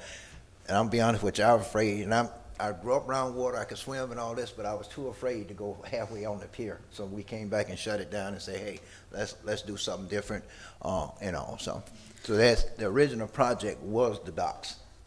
Okay. So it wasn't meet us in the middle, because that's about Hold on. cycling. Hold on, there were multiple. So this goes back to when Darren Gray was here, so 3 city managers ago. And so he was going to line the docks up on 7th Street, further down, and then have the Meet Us in the Middle project. I sat on that Meet Us in the Middle committee, and we're going back a long time. And so as we talked about that, wanted those, and over time, once we had submitted our proposal, it changed and it got massaged, and then it ended up at this. But this was not the original. Originally, it was different pieces. And like I said, the one was supposed to be lined up on 7th Street. And so there were a lot of different conversations, but it's just been through multiple councils, multiple city managers, and each of them has a different vision. So that's how we ended up here. Mr. Mayor, may I have a Yes. couple of, just a couple of quickies? These are going to be very easy. The breakwater, is there any boat docking on the outside of the breakwater? No. Or that won't be allowed, so that will be available for fishing? Correct, yep. There will be a fish, that area is set to be wide enough so that when people unload on the inside here and dock against it, they have room to get out, but then there's also room for people to fish along that entire length of that breakwater. There'll be a railing there, and there'll be dropped areas for accessible fishing opportunities too. And lots of dog waste bins and Yes, sir. bags, right? Yes, sir. Everywhere, because I know the turf, I'm familiar with that from a little bit of the water park in Winter Garden, and that can be a big problem. It is, and if all the people turf that don't we're take care using of is it. pet-friendly turf, and then, Okay. yeah, we have in the budget for waste stations as well. Okay, and then, maybe most important, I'm not sure what history that we're talking about destroying.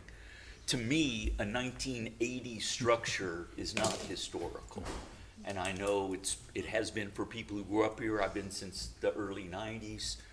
But I don't think it's deserving of historical protection, except that at the 8th Street Pier location in 1908, the very first pier and city hall was built out on the pier. And I would love to see some kind of little recognition of that, whether it's a plaque or something. I don't know if it goes in the pier gazebo or over at the Meet in the Middle. I don't know, but to me, that's a cool history, and I would like to. Know that. Where is that picture? Well, it was. You have it? So what I would Some suggest. Facebook group, I saw it recently. It's really cool. It'd be fun if, I mean, this is totally. I've seen the picture. Yes. It'd be fun if we could have like a little miniature historic. So that would be fantastic. It was a pier there, and the Building city hall out was like set that. at the very end of the pier. That would be fantastic for And I- something Main Street to do with some walking tours of the historic, because they're trying to develop the walking tours of the history of downtown. There you go. And so by doing that, that would be something for them to add in. So I think that's a great addition. There's a great spot for that right here where the existing pier would meet, or where it is now. Right. That you could open that area up and do some sort of a monument, to your point, or something that would recognize that. and show There's that lots image. of cool information. It was Woodman of the World that built it and donated That's right. the bottom floor to the city. and That's the so rest cool. was used as a social place. And you probably saw some pictures, look, during that time, there was a lot of different structures along the waterfront during that time. And there's pictures out there if you go to Historic Village. But That's all I got. I guess we can't make a decision tonight, but I go back to when can we get started on this project? How far are we from engineering design? Other question I did have was, if we took off did the pier without the boat parking for now, that can be done as well, right?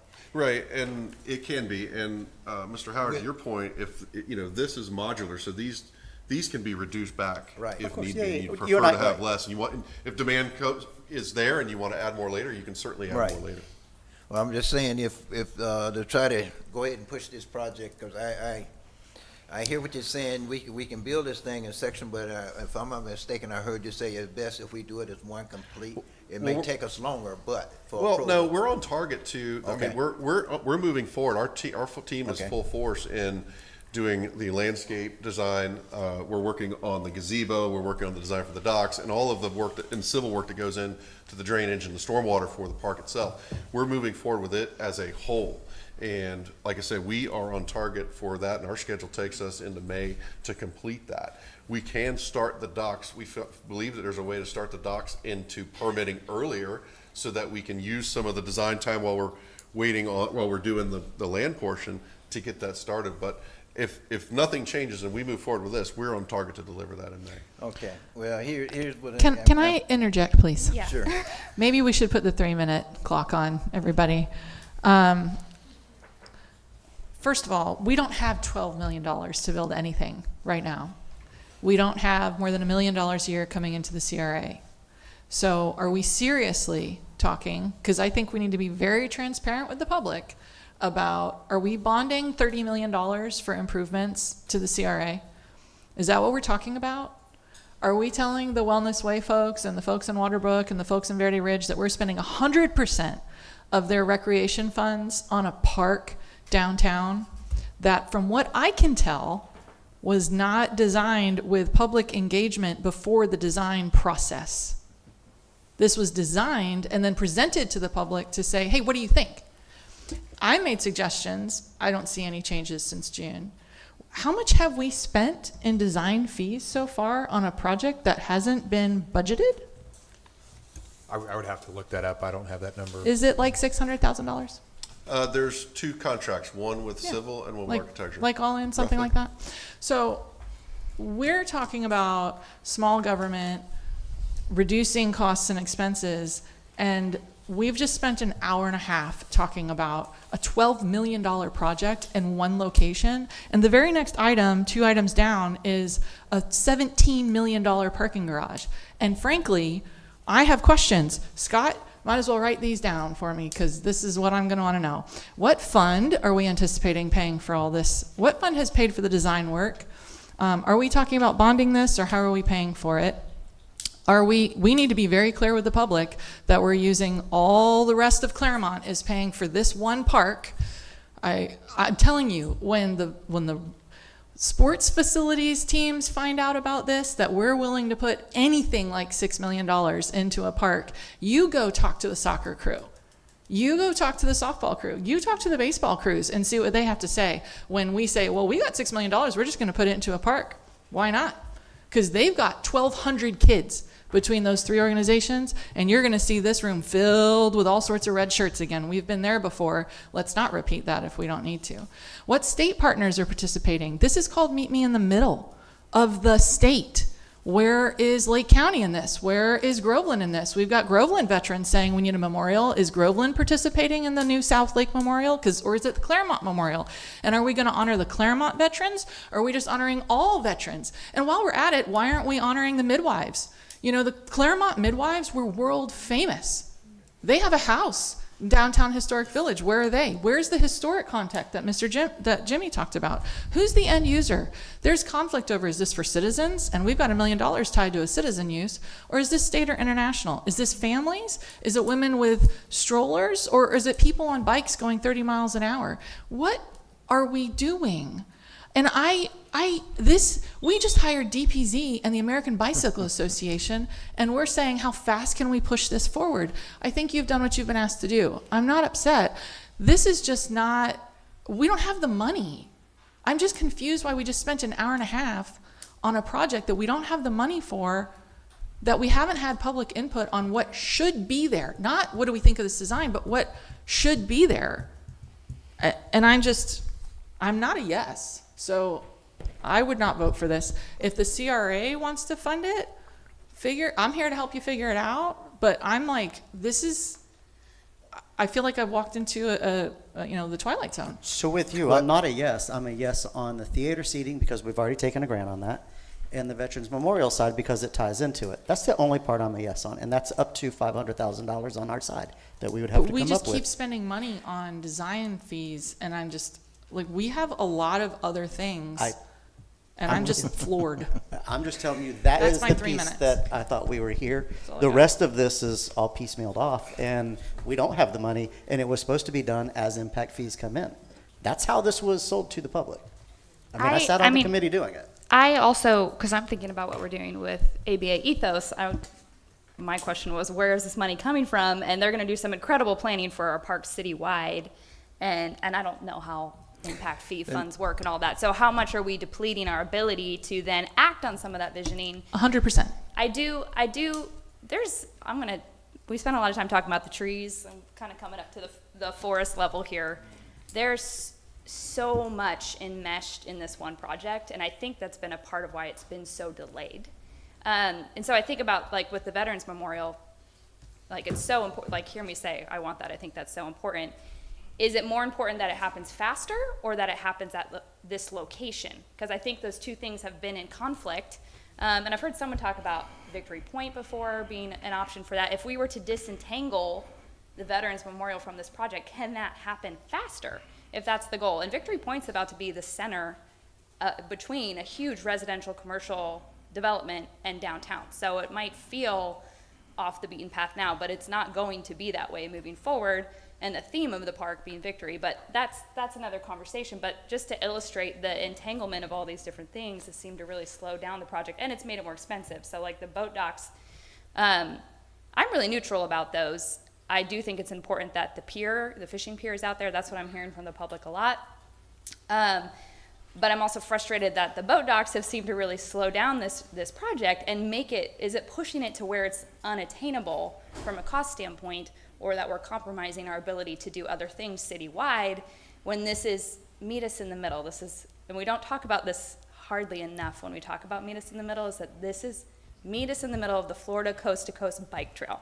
So this is primarily for a cycling marker, that is statewide. And so I feel like we lose the plot a little bit. There's 7 different elements here in this project, and I think it's beautiful, and I like them all, but have we made it unattainable by having so much in one place? And to wrap it up in a more succinct question, with the Veterans Memorial, for the professionals in the room, would that move faster if it was disentangled from a bigger project? Is that going to slow it down when it goes to the Army Corps? How much of the whole pie do we have to have in place in order to push that through, or would it be faster if we could do that at a fresher location? Well, only the docks have to go through the Army Corps. Oh, okay. Yeah, only the dock. Let me ask, Ms. Strange, this project was presented to the public. We had a community meeting a couple of years ago over in the community center. As Mr. Howard said earlier, I think the original proposal that they gave had like 70, 80 boat slips and everything, and that's one of the things came back out of the public forum. There was quite a few people that attended the public forum and gave us input, and we went back. Well, I want to clarify, before the drawings were done, what public input? Because I was at that meeting, and it looked a lot like this, and the drawings were done, and we'd already spent a couple $100,000 on design services at that point. The original, so that was my question, and I don't want to belabor it because I've made my piece. Yeah. I know everyone here has heard about this plenty, but seriously, like, we have a lot to do. It's 4:48. We still have 1, 2, 3, 4 items on the agenda, and don't we have to be out of here at a certain time? Not tonight. No. Not that I'm tonight, aware of. okay. So I just- just to dovetail on this, we either need to decide whether we're moving forward on the Veterans Memorial, First Responders Memorial, and the tiered seating, or not. Because if not, then we need to make sure that money is returned to Live Well so that they can continue to make a return on those dollars.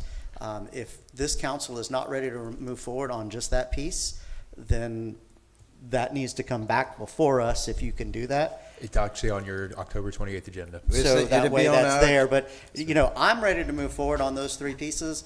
I am If the too. rest of council is not, then we're not. But we can't take a grant and then sit on that grant for years on end until we figure out what we're gonna do. I agree with you, Todd. I agree, and that's- I agree with you, Todd. I think the Veterans Memorial and the tiered seating and the first responders part needs to be done. And we don't need to keep holding on to people's money if we're not going to, you know, proceed as you said. And I vote for us. I mean, I know we're not voting tonight, but I'm on the side of having this Veterans Memorial done. Okay, well, this would be on the agenda next week for the council to take a motion, but I just ask you to consider the fact that within recreation impact fee, which we can authorize to use some of the fund, there's $7.9 million sitting there. It was my thought process that we take about $4 million of that and help fund this project. And Mr. Scott, I'm not sure where we at right now with fund balance, but I know at one point it was $18.5 million. I know we just approved 4.5 for the land purchase. But if we're and having a there's another budget Excuse me, conversation. ma'am, let me finish. Well, I and had there's 3 ano- minutes and 15 seconds, so if There's we a can add few- it up. There's a few other projects we paid that take us down somewhere around, last I heard. But I'm saying we can take another 6 from that as well and fund the whole project if you so desire. But that's my thought, and you still leave money in both funds to do other things with. Okay. We've already passed our budget for this year, so we just need to figure out if we're funding this other one. And the reason why I asked our new economic development director to come up is only because, and I'd be putting him in the hot seat if he would be willing to even guess. I think it's important for us to have an idea of whether and how long it would take to get an answer from DPZ and the American Bicycle Association on what they would suggest doing on this property, this part of downtown. Because we have a mile of lakefront park space between Waterfront Park and the boathouse. A whole mile. And if you're willing to speak to it, hi, welcome to the hot seat. I know Great to be here. you've done a lot of these projects, and if this is going to be on the agenda next week, my question is, how much longer would we have to wait to get those two groups, do you think, to make a suggestion for what we should be doing in this space?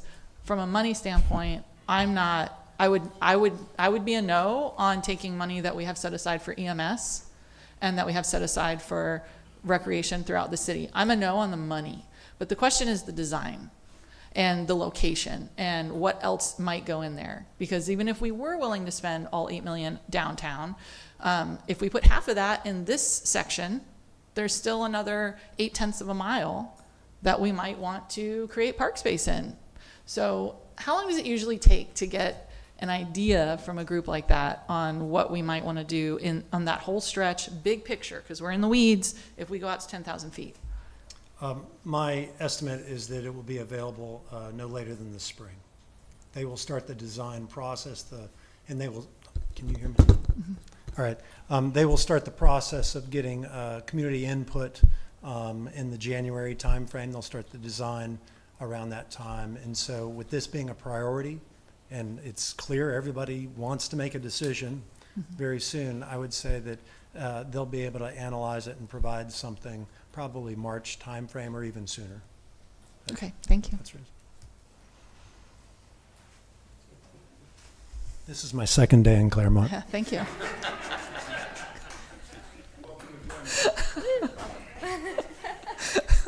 But as I say, this will, if I'm not mistaken, it's on the agenda for next council meeting on Tuesday night. That's correct. Yes, sir. For us to vote on and move, decide whether we're gonna move forward or what we're gonna do with this, so. And just to be clear, you just have this broken into pieces, that we're just approving that section? Because we've already approved that section, and I thought it was moving forward, so. Yeah, on the agenda is final direction from council and funding options. We're just want to get a vote on. And we can break this little section off. We can break it off if yes, we can break it off. We could do the whole thing. We're just looking for direction and moving forward or not in funding. And Jeff, you can have, for just this section, you can have pretty solid numbers and all of that for us. We'll work on it. And design by Tuesday. And say in design? Well, I mean, we need to have a pretty good For just idea of that what piece. we're approving. Yeah, sure.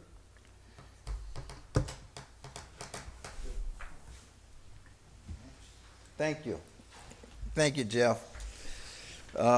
Next item is sharing expenses of downtown code from DPZ.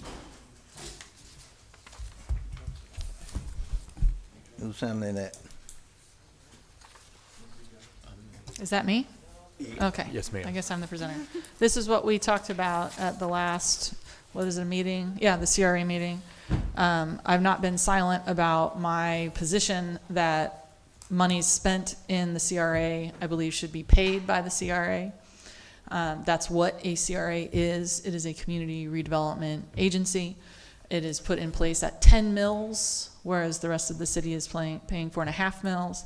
The reason for it being at 10 mills is so that it can cover its basic expenses, plus all the additional accoutrement that we might want to make the downtown area or the CRA area more desirable, more valuable. And at this point in time, I think, this is anecdotal for me, but I think that the highest cost real estate in Clermont, on the residential side at least, is in the CRA. So it has been, so I'm open to being wrong about that, but I think that's pretty much well known. So it should is a dangerous word. I know we don't want to should on people. But it's at the point where we could seriously look at costs for the CRA being paid for from the CRA. And then if we can't, I think the question is why not? And what do we need to do? Because the general fund has already invested, for the record, I guess, the $28 million for Victory Point and the $17 million for the water and bricks downtown. So, at some point in a business, we would say, are we investing in something that is not worth the investment? Or is it finally starting to pay off? And I'm of the position that items for the CRA, for the benefit of the CRA, should be paid for from the CRA. That is my position. As a general policy, that is my position. Certainly willing to consider alternatives, and that's why I think we're here as a council. But the downtown code is for the northwest quarter of the city, of which the CRA comprises roughly 75% of the land area. I would ask staff, I don't know the number. But it seems appropriate that a portion of that come from the CRA.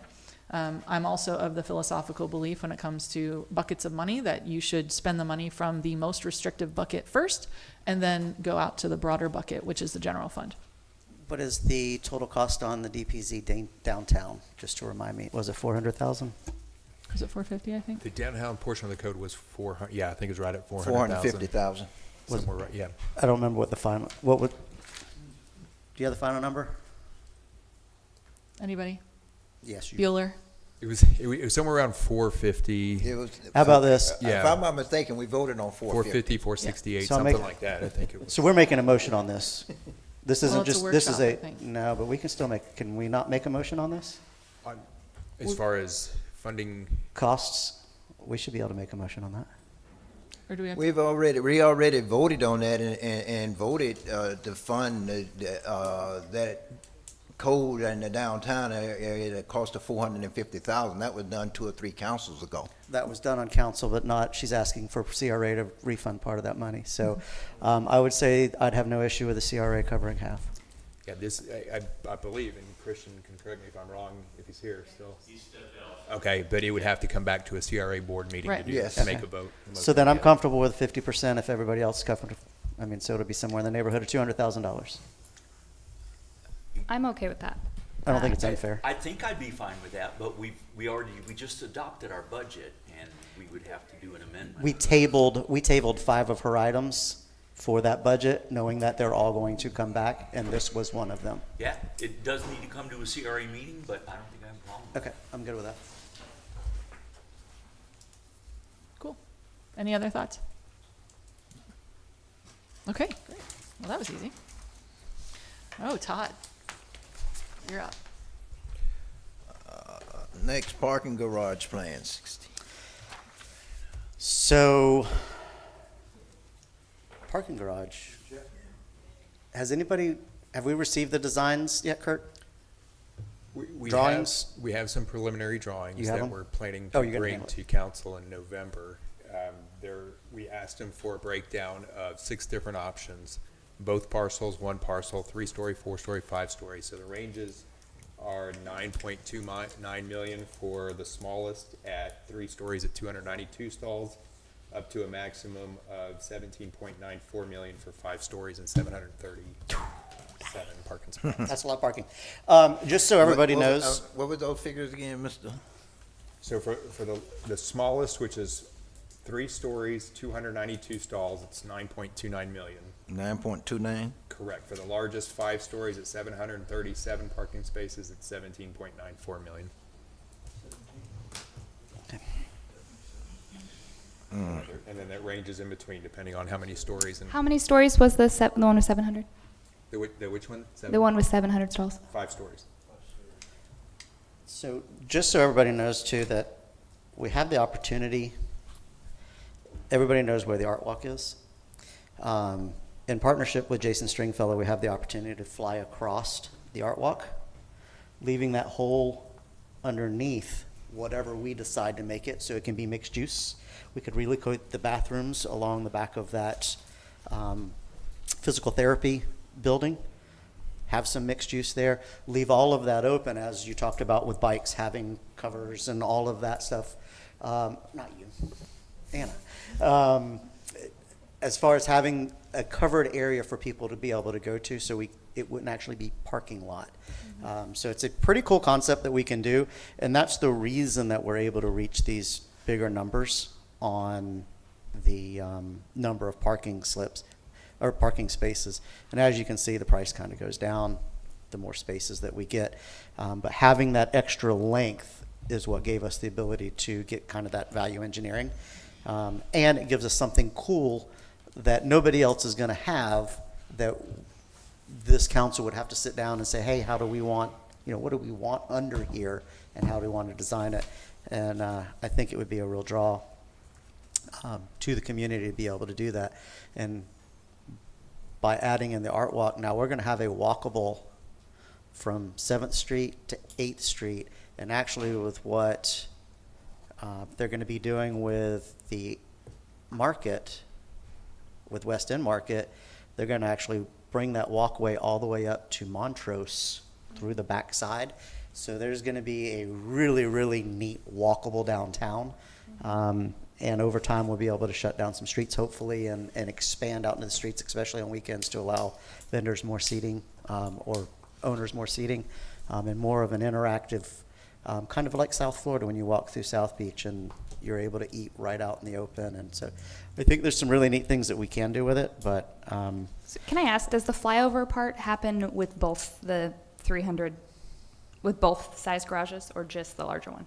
So the flyover part would, if you do it 3 stories, you're talking 454 parking spots at 13.42 million. If you go up 4 stories, 596 parking spots at 15.73. And then the largest one, of course, is the 5-story, 737 parking spots at 17.94. That has the flyover with one of the. That's the only one with the flyover, is the largest one? All 3 of them have All the of flyover. them, okay. Correct. But not the 9.2 million one. Story again? Oh, not the 9 point, okay. 3-story was 13.42. Yeah, if you're talking just the one site without the flyover, that ranges from 9.29 to 12.34, depending on 3, 4, or 5 stories. And how many spaces on the 3 stories? For the big one, 454. What's the big picture conversation we should have first before getting into the weeds with this discussion? Yeah, so big picture, right? CRA, The location, I mean, if you really want to get big picture, do we need a parking garage? Like that's probably the biggest picture. I am of the belief that we've moved past that, and the answer is we want one, whether we need one or not. And so what I see is at that point, then how is it paid for, and where should it go? And my concern remains the same with the 7th Street location, that it seems to me, as someone who does go downtown frequently, in fact, that's probably the only place I do take my car, is I can envision easily a scenario where 7th Street, Montrose Street, 8th Street, and Mineola are closed so that they're purely pedestrian, either permanently or regularly. And in either of those situations, especially the former, I question if it makes sense, and are we condemning the downtown area if we put a parking garage in the center of that? Because now you must have driving through that area that is predominantly pedestrian oriented. And I don't have those answers. That's why I'm excited about DPZ being here, is they're gonna know. I mean, I can't get them to look at our downtown fast enough because they're gonna know. That 7th Street, all you're having is one corner open. So you can shut off all of 7th. The only thing that's coming in is Mineola, and it's going to turn right into there. So it's a very small corner that we have open anyway, even during our events like our food trucks. So it's not a big deal to leave just that corner open. They're coming in and out of there. It makes it very orderly. So while I get what you're saying, and I've been preaching shutting down all of downtown for the entire weekend, every weekend, and fully agree with you, having just that corner for ingress and egress, I don't think messes up that flow, especially with the art walk, which we want to drive people onto the art walk anyway. So Because you're saying that the entrance and exits would all be on 7th Street, right? So if we just kept that one open, we could shut the other ones. they're just going to come in off of Mineola into 7th Street and out. So you could, I see. you're only going to have a you'd have to cut small a corner. Yeah. So do we think the De Hoya property will be a centerpiece of the city or on the edge? If you were to ask me, I would take the De Hoya property, split our piece off, have city put in all of our water, sewer, fire, all of our infrastructure. Just remember we're in Split it negotiation. into pads, sell those pads off, and then let the free market take it from there. But by removing any city issues, city permitting, whatever, then we move forward. And if we really wanted to get funky and add in DPZ, then we could say, hey, if you build this building, there's no permit fees.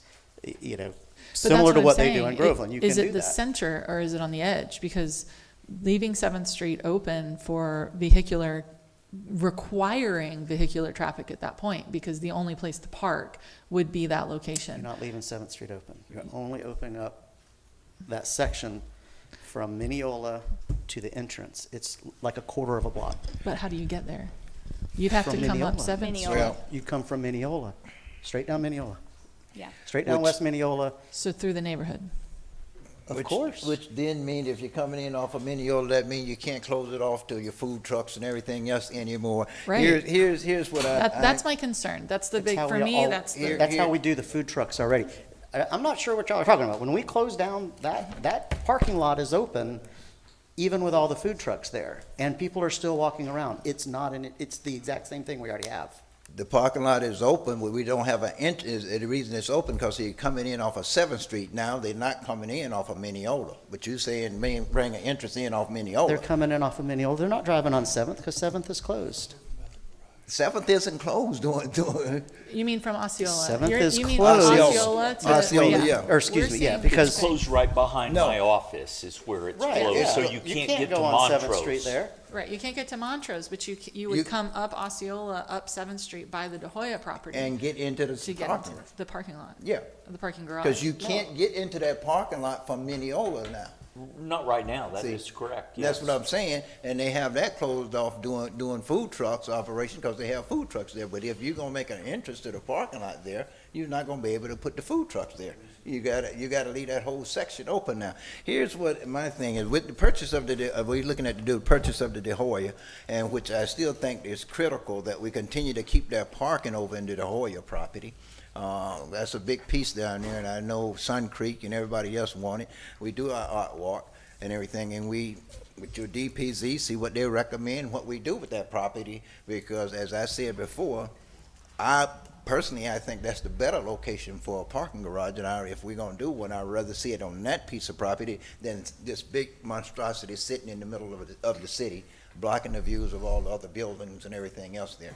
And we can move it down there, and with the topography of that piece of property there, there's so many different things we can do. It's already got a sub basement, I guess you can say, and a lot of different things. You can use your parking, you can put commercial in there, you can, even if you want to put some residential there, you can on that piece of property.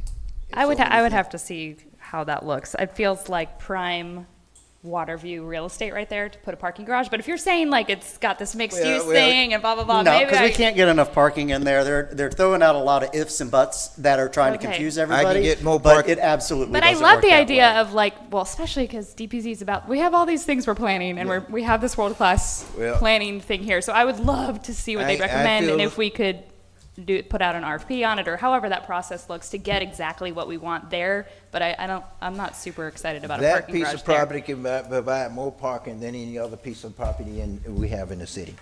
Okay? It can't. As it is It right can't now. provide 737 spots. Just saying. Yes, you can. Well, and No, you can't. But okay. It is not my intention to cause confusion. But- It's more that I'm confused.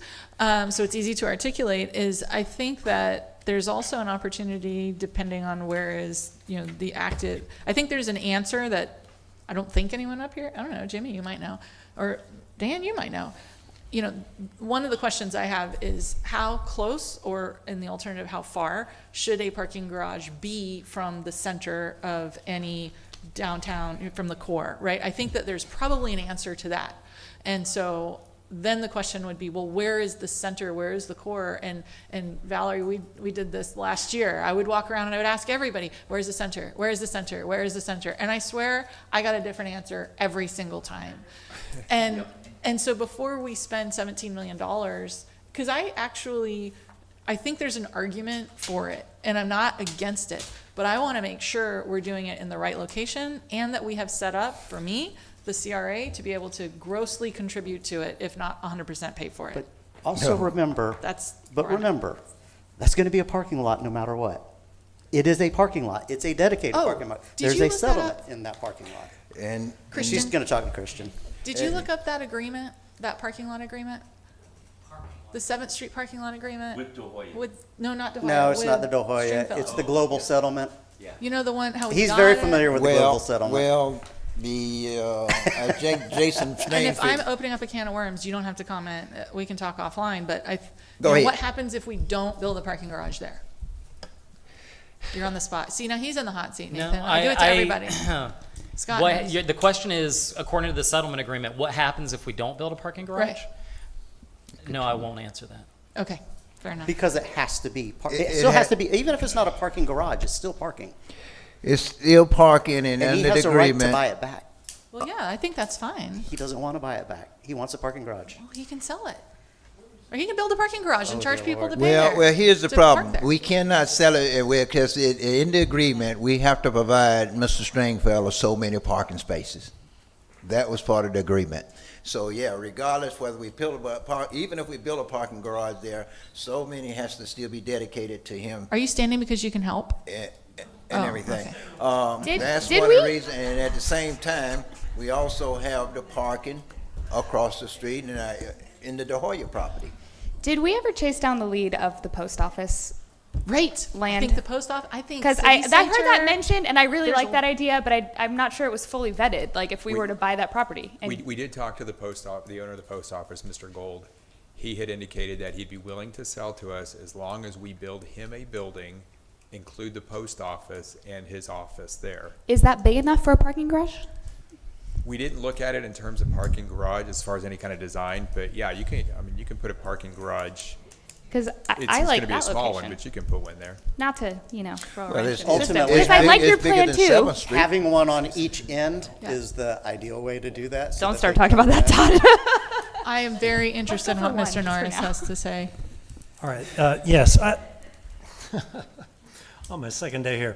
I think I might be able to help a little on how you think about the parking. And so I just wanted to share a couple ideas with you. The first of which is that we're talking about the area of the town that is truly the heart of this town.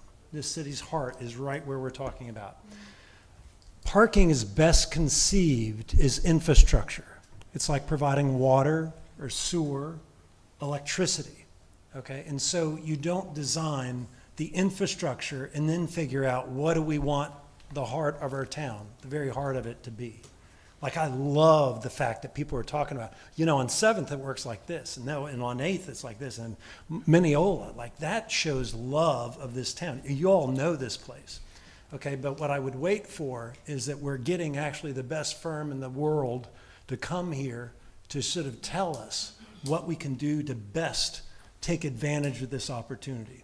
Okay, and so when we start talking right now and having conversations, it is a little frustrating in the back simply because I see it as they're really talking about infrastructure. And we really need to be talking about the vision for what this is going to be.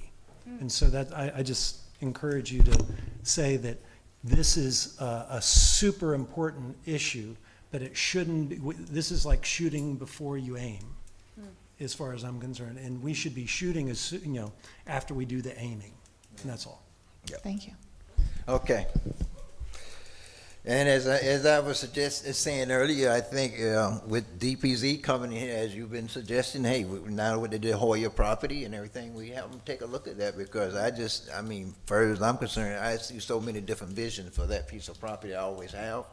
I know the studies we did on the parking lots, we did a study and went out and had somebody come in. They looked at the one City Hall, they looked at 7th Street, they looked at De Hoya.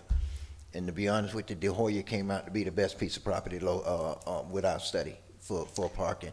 And I understand the prime place, but then again, with what we're doing, like meet us in the middle and everything along the trail, I think that'll be a good access parking there along with commercial and everything. We'll give better parking, more parking for our waterfront and everything. Easy access. And actually, we had plans, believe it or not, we threw everything out, and we had plans, we're looking at plans to build a parking garage right here at City Hall. I saw a picture of that somewhere, Yes. and I had never seen that before. I want to commend. And we kind of strapped that because we finally came back and said it may not be the best thing, okay? So. I really want to take just a moment and commend everyone on this council and this board. I know we've only met 3 times, but I've talked to you all in different moments offline. For those who aren't familiar, we have now surplused 2 pieces of real estate downtown. We are in the process of securing 2 more pieces of real estate in the downtown for the specific purpose of getting great guidance on how we can make this city that we all love as good as it can be, the best version it can be, with literally the best people in the world leading that conversation. It is already getting extraordinary attention. Mm-hmm. And that's not like, I'm actually not big on the ego piece, but there are times where we have to pat ourselves on the back for doing a good job. And while even I, who am extremely high execute, as you can tell, I'm already like, all right, get up here, tell us what to do, right? I do think that if we just pause for 4 months and let these designers do what they do, I think that what comes of that will be worth far more than the 4-month wait, and that we're all going to be very excited about it. So that's all I got. I thank you all for everything you have done to get us to this point, because I truly couldn't be more excited, frustrated as I get about the money. I am beyond excited for where we're going. I'm going to jump on that because I do want to have the professionals speak into these things. And I think I understand that another delay feels hard, but I'm not sure at the end of the day, in the grand scheme, it will actually be a delay if we're doing it from better planning. Who knows what delays we're avoiding by the piecemeal process? Who knows the other ways that we could get tripped up? So it actually may not delay us to wait. And from what I understand, the downtown planning is happening faster than the comprehensive plan. It's like 6 months, right? That's correct. The kickoff is tomorrow. Yeah. And it'll be about a 6-month process. Lovely. And so I just think the planning part of that is going to remove obstacles that we might hit otherwise. So I'm not sure it's going to cause that much of a delay to wait. I understand the heat. I feel it. I mean, I interact with Clermont Main Street, so I want to see this move forward. I don't want to see it get stuck for 10 years like meet us in the middle.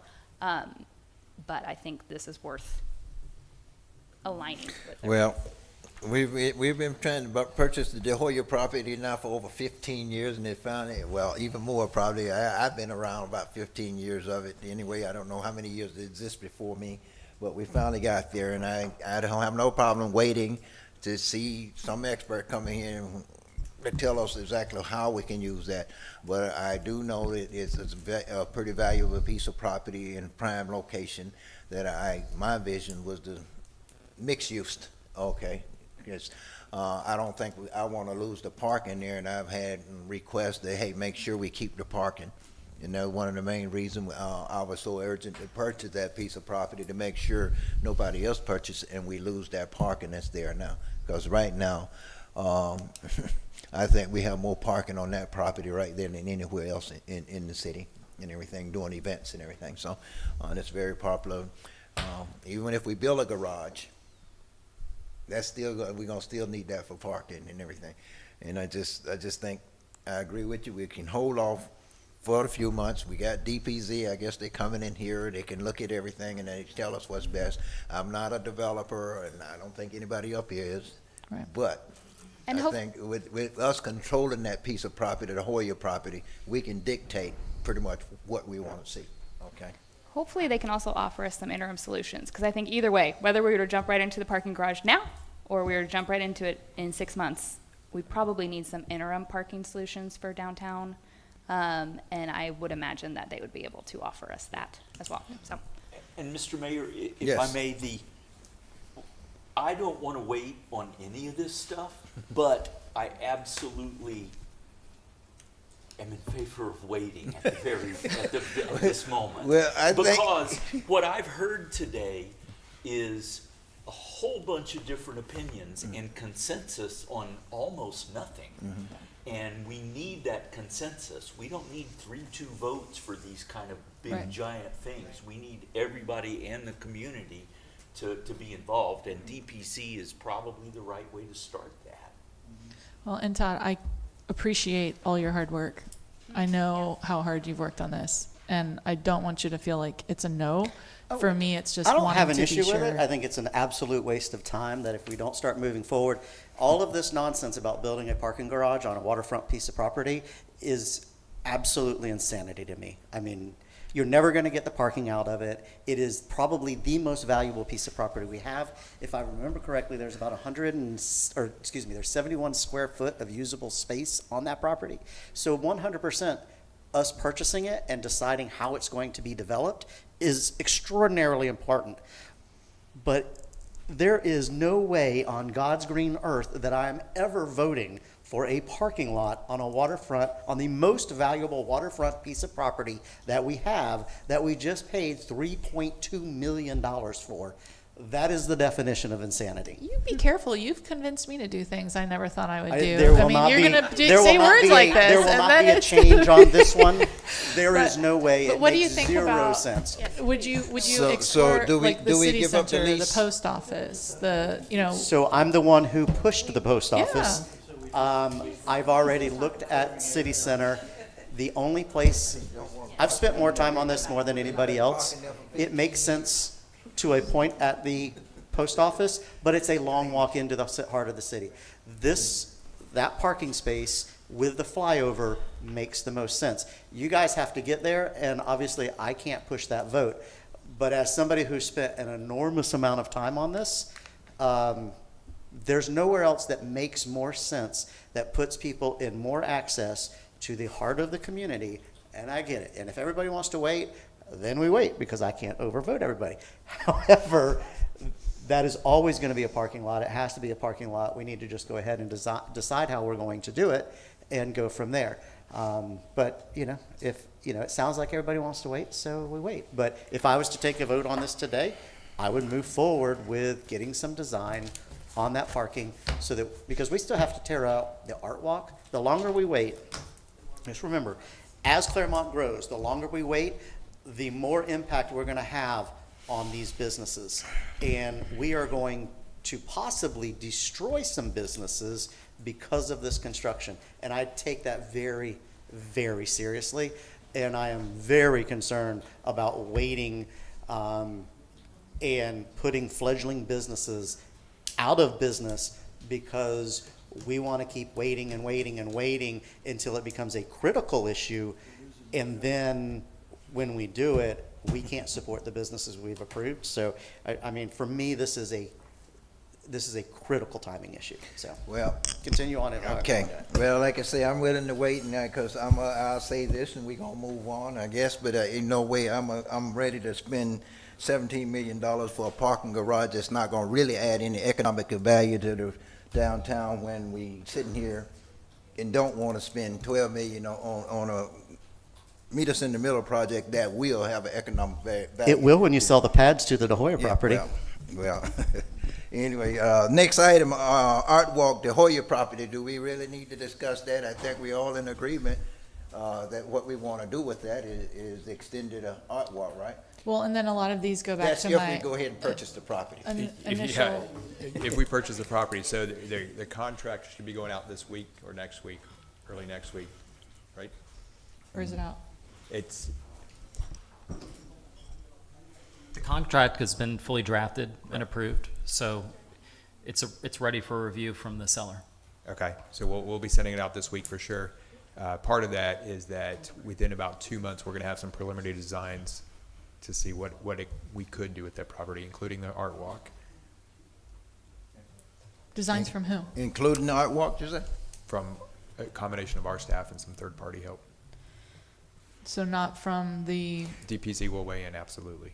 So, Okay. Are we spending money on that? At this point, no, not anything above and beyond what we're spending with DPZ. one of the questions I have on the Art Walk is, as she was asking about the money, isn't that part of the downtown, Main Street, is that the city responsible for developing that Art Walk? Or do that still fall under Mr. Stringfellow and his project? He started the Art Walk. So we're on the same page of why I asked for a number of these items Right. to be discussed at the joint workshop is, it goes to what are the obligations, again, of the CRA, financial and otherwise, and what are the obligations of the general fund. We agreed when we decided, and I think for, especially Jimmy and Valerie to weigh in, council voted to move forward with the purchase, with the understanding that the CRA doesn't have the funds to effectuate the purchase. We've looked at both the large parcel, the 90,000 square feet parcel, and the property just east of Lake Avenue. Those are hopefully under contract soon. But I remain, and your take as CRA only members is very important to me to hear what you have to say on, how much of these projects, how do we have standards or criteria for what is paid from the CRA? I was surprised at the CRA meeting to find that we had 1.7 million in the CRA reserves. I was surprised to find that we weren't spending the grant money. I think that those are mistakes, honestly. I would like to see them corrected immediately, not because I have money burning a hole in my pocket, but because I'm a firm believer you don't tax people unless you have a purpose to do so. And I see all of that as marketing funds for the businesses that you have so eloquently expressed your concern about. I share the concern. So for me, I really would like us to have, before it becomes individual projects, before there's an individual person looking at us from that microphone that will take personal whatever it is they're saying and whatever it is we say back to them, I would like to have some sort of standards on what is funded from the CRA and what is not, with the understanding we think the Art Walk and the De Hoya property is so important that council, without participation from the CRA, said, we're gonna go ahead and put a contract on that and visit it later. But I don't like that as a matter of policy. But to your point, Mr. Howard, I'm just one vote. So if that's if the general fund is funding the CRA and that's the will of the council, then I am a member of council. If we want to first look to the CRA for everything, I fully support that. If there's another standard that we want to use, that's what I'm trying to get here, is who's paying for what? Well, I understand that. And I share that. I'm sorry. Go ahead. That dovetails into, I think, what is the next and last Right. item, and that is that our standards and our roadmap for funding should be the CRA redevelopment plan. Right. It should be Yes. in there, and it's 10 years old. This month, it's 10 years And old. I And think- I went through the first 15 points in there, and 10 of them are outmoded, have been done, and moved on.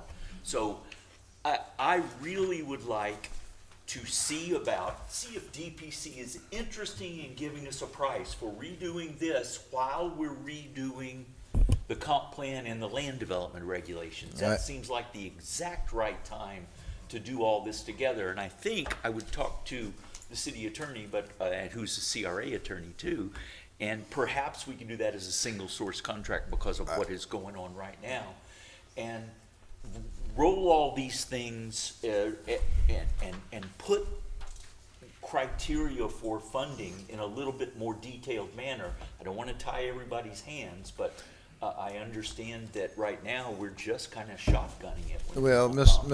Mr. Crawford, I thought, when we voted on the comprehensive plan for DPZ or whoever it was a couple of weeks ago and everything, there was also another stipulation where we also put in there, not on the form-based code, but we also had an area in there where we were going to redo the comprehensive plan for the CRA. Right. As well. That was already been voted on and approved, I thought. Well, we haven't done it Along at a with CRA the meeting. cities, huh? We haven't done it at a CRA meeting. see. And so that's the, Yeah. But it's in there, it's in what we've paid for to DPZ? I so- thought that was part of what we voted on for DPZ. What was in there was the form-based code for the northwest Right. quadrant and the overall city comp plan. It's different from a CRA plan. Right. A comp plan is different from a CRA plan. So if we want to update the CRA plan, that would have to be an additional. We had, Mr. Scott, please. and as he's coming up here for, Because I know we did the DPZ, the comprehensive plan, but I thought it was another piece in there because, if I'm not mistaken, we was almost up to $2 million for this whole thing because we had the third piece, which was the comprehensive plan for the downtown area, CRA, I thought. Not for the CRA. The third piece was that they were going to come back and do the rest of the city form-based code. Mr. Scott, what are we paid for, please, sir? so the question is, how are the funds being moved between enterprise, general fund reserve, CRA for the code contract and then the comprehensive plan contract? And specifically, the question is, what is being paid from the CRA as of today? Scott, Board Director of Finance. The city budget that was passed by council, all of those expenditures are currently within the general fund. 1.25 roughly for the comp plan, the citywide comp plan, and then the rest with for the form-based codes within CRA. But again, it's all within the general fund budget. So the it's- question as to what the CRA can pay for, and the city attorney might be able to give you a more eloquent answer than this, but really there's two primary variables. One is the expense geographically within the CRA boundary, and secondly, is it consistent with the redevelopment code that was originally passed? So If you meet those two criteria, it's eligible for CRA expenditure. So, and from my perspective, I look at it and say every penny that we can and can appropriately, without hurting the CRA, could spend from the CRA, frees up that same amount of money in our general fund that we could use for other projects, generally speaking, outside the CRA. So whether it's, Wellness Way or Waterbrook, or we want to build a bridge across, although that's probably CRA, but we, whatever those projects are, if we don't spend it from our general fund, if it's appropriately for the CRA, again, philosophically, I'm always going to say spend from the most restrictive bucket when you can. And so we have the funds, we can pay for it from the general fund, but if we're spending 1.25 million and the CRA, I would say, is probably 20% of the city overall, I kind of see the city in quadrants plus Wellness Way, something like that seems like it would appropriately be paid from the CRA. That type of approach could probably be justified if it's ever challenged. But that's a rational approach towards allocating those expenditures. And so with the CRA, there's a finite amount of money, and it's very easy to spend. So, you said that you wanted to fund the entire garage from the CRA. Well, that would probably tax every last dollar within the CRA. So now we're also adding in other things. So those two things cannot necessarily be true if we're going to do that. I would agree that this probably does need to be updated, especially because it has to meet what's written in here. So obviously, what's written in here is going to change. It also goes along with the master plan being updated and a lot of other things. So all of those things need to be redone. So I would definitely support having this redone, along with the master plan and along with, with our codes and our forms, So we're just doing a lot of stuff, but I'm not going to go putting the cart before the horse and saying we're going to fund all of this stuff out of CRA, because we still haven't landed on an answer on a parking garage, which I agree is probably CRA. Well, and then just again, for folks who might not have been there, the CRA is roughly $1 million. I'm using round numbers. 400,000 this year is allocated towards the bond for the parking garage that we don't have yet. Are we going to have it this fiscal year? Are we going to have bond debt service this fiscal year? And if we don't, again, it's not burning a hole in my pocket. You will never hear me say that. But it's marketing money. And if you don't spend your marketing money, everyone in business knows this. This is how you go out of business. You have to spend your marketing money. So that's the beauty of CRA. Tourism, by the way, it's the same thing. You have to spend it. Otherwise, you are squandering the asset and you're not supporting your business.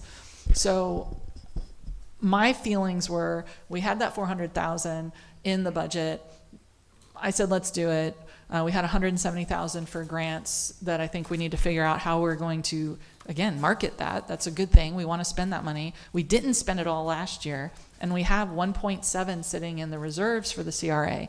So if we, again, round numbers, $1.25 million towards the overall project. If 250,000 came from the 1.7 that we have in reserves, that still leaves just shy of 1.5 in reserves for the CRA.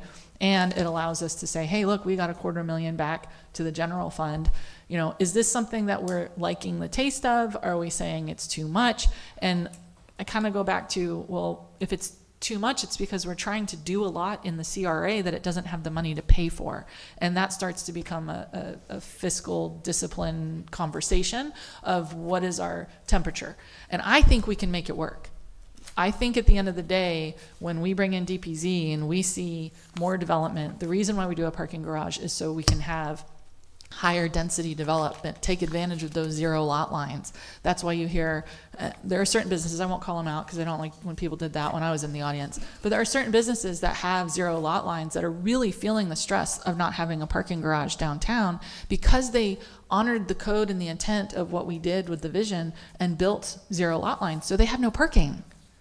And they anticipated having parking, whereas there are a lot of businesses that have parking. They don't have the same pressure and stress as the ones who built zero lot lines. And so if we can encourage that building, the intentional building, that is the way that we have designed it, and we're providing the solution of the parking garage, what we're going to see is the tax revenue that comes from the new construction to help pay for it. So I do not see the $1 million a year as a finite number that will never change. In fact, I think if we do our job, it's going to triple or quadruple in the near future. I hope so. If we're doing our job up here. So I don't want to presume that's all we ever have. And I think it's marketing money. You got to spend it so that you can make it. That's how I look at it, and just trying to be fair to the general fund. And I'll stop because I'm sure I've gone over 3 minutes. Because this goes right with that. I agree with that. I think we have to, some of these bigger things we probably have to take on case by case, because what could happen is so much of our CRA funds get tied up in capital or big real estate that then we're not incentivizing the infill type development that we want to see appropriately. So, and that's what I understand about the CRA too, is we're trying to incentivize so that we can have that infill and other kind of economic development that brings in more of that tax revenue as well. So if we get too much of it tied up and bogged down in a lot of capital projects or the real estate purchases, that's where I get a little concerned. So I would want the really big stuff to be very case by case. And thinking about just in general, this budget, one question we should be asking is, why aren't we spending all the grants? I've heard some things about we should be spending all the grant money. If we're not, there's something that's too narrow, or we've made some requirements too difficult for people that it's not happening. We don't, I already talked about this the last time, we don't include anything for residents, so we're disproportionately redeveloping down here. And we need to help residents stay and invest. We need to help ensure that as we redevelop, that they can keep up, and we do so in a smart way, that we encourage diversity of dwelling type, socioeconomic diversity still down here, but we have done nothing for residents to help with that. I think that's important. So I would love to revisit a lot of where are these direct incentives going, and I want to make sure that we have budget money for that for both the businesses and residents. Some of the problem with that is that you're going to get 1099 on that grant money. Yeah, I think that, and that's not normal.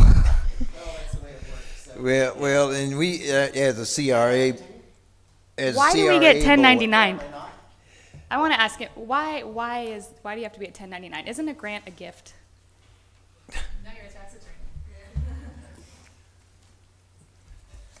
I may not understand the question. Right now, to get a grant, from what I understand, you have to be 1099 by the city. And that, but I think You in mean other... you have to receive a 1099? Well, here's the thing. In the CRA, we allocate $100,000 each year for grant for the local businesses. They can go in and apply for the grant and improve their thing. But Right. then, I guess if they apply for it and everything, it has to be 99. It's a tax compliance Right, thing. right. That's all. It's papering it. No. Yep. Okay. Do you have to pay taxes on it? Yes. Yes. I mean, I presume. Yeah, It's it's income. It's income. And back to Valerie, I don't think it's our responsibility of the CRA board to spend the grant. It's up to the businesses. If they want to apply for it, it's there, okay? But have we made it too hard or too narrow, and that's why it's not happening? It's free money, so why is it still sitting on the table? That's Well, what... that's because you have to ask the business owners, why haven't they applied for it? Well, and then could it be I a think tax? that's some of the things I'm hearing. Could it be a tax incentive instead? Yeah, see? Because if it's a tax incentive, then it's not income. You're just not paying. Well, I mean, Kurt. you don't get to write it off on your taxes. So I guess either way, the government gets their share, right? Pay unto Caesar. Mr. Mayor, can I jump in there? Yeah, Kurt, come on, please. Yeah, I'll be quick. Yeah. I'm going to do something I hate to do, and that's slightly disagree with Ms. Strange. The road is littered with those people, by the way. The CRA should help pay or pay for things that benefit especially the CRA district. And as was pointed out, that's our limit to do that. So the form-based code for the Northeast Quadrant, perfectly appropriate for us to share in that. The overall comprehensive plan for the whole city, if there was no CRA, we still would have to do that. Right. And then the other thing that concerns me is, again, this 10-year-old plan, Right. which I consider almost negligence. There's not a word about the parking garage in here. There's area-wide parking improvements, and there's green area parking improvements. So I don't know that we could spend $1 on a parking garage and have it withstand scrutiny without redoing the plan. Well, I'm going to do something I hate to do, and that's disagree with Jimmy Crawford. And the road is littered with those bodies. But I do want to point your attention up to section 1.2 of the development plan. And it talks about parking issues. I'm not so sure.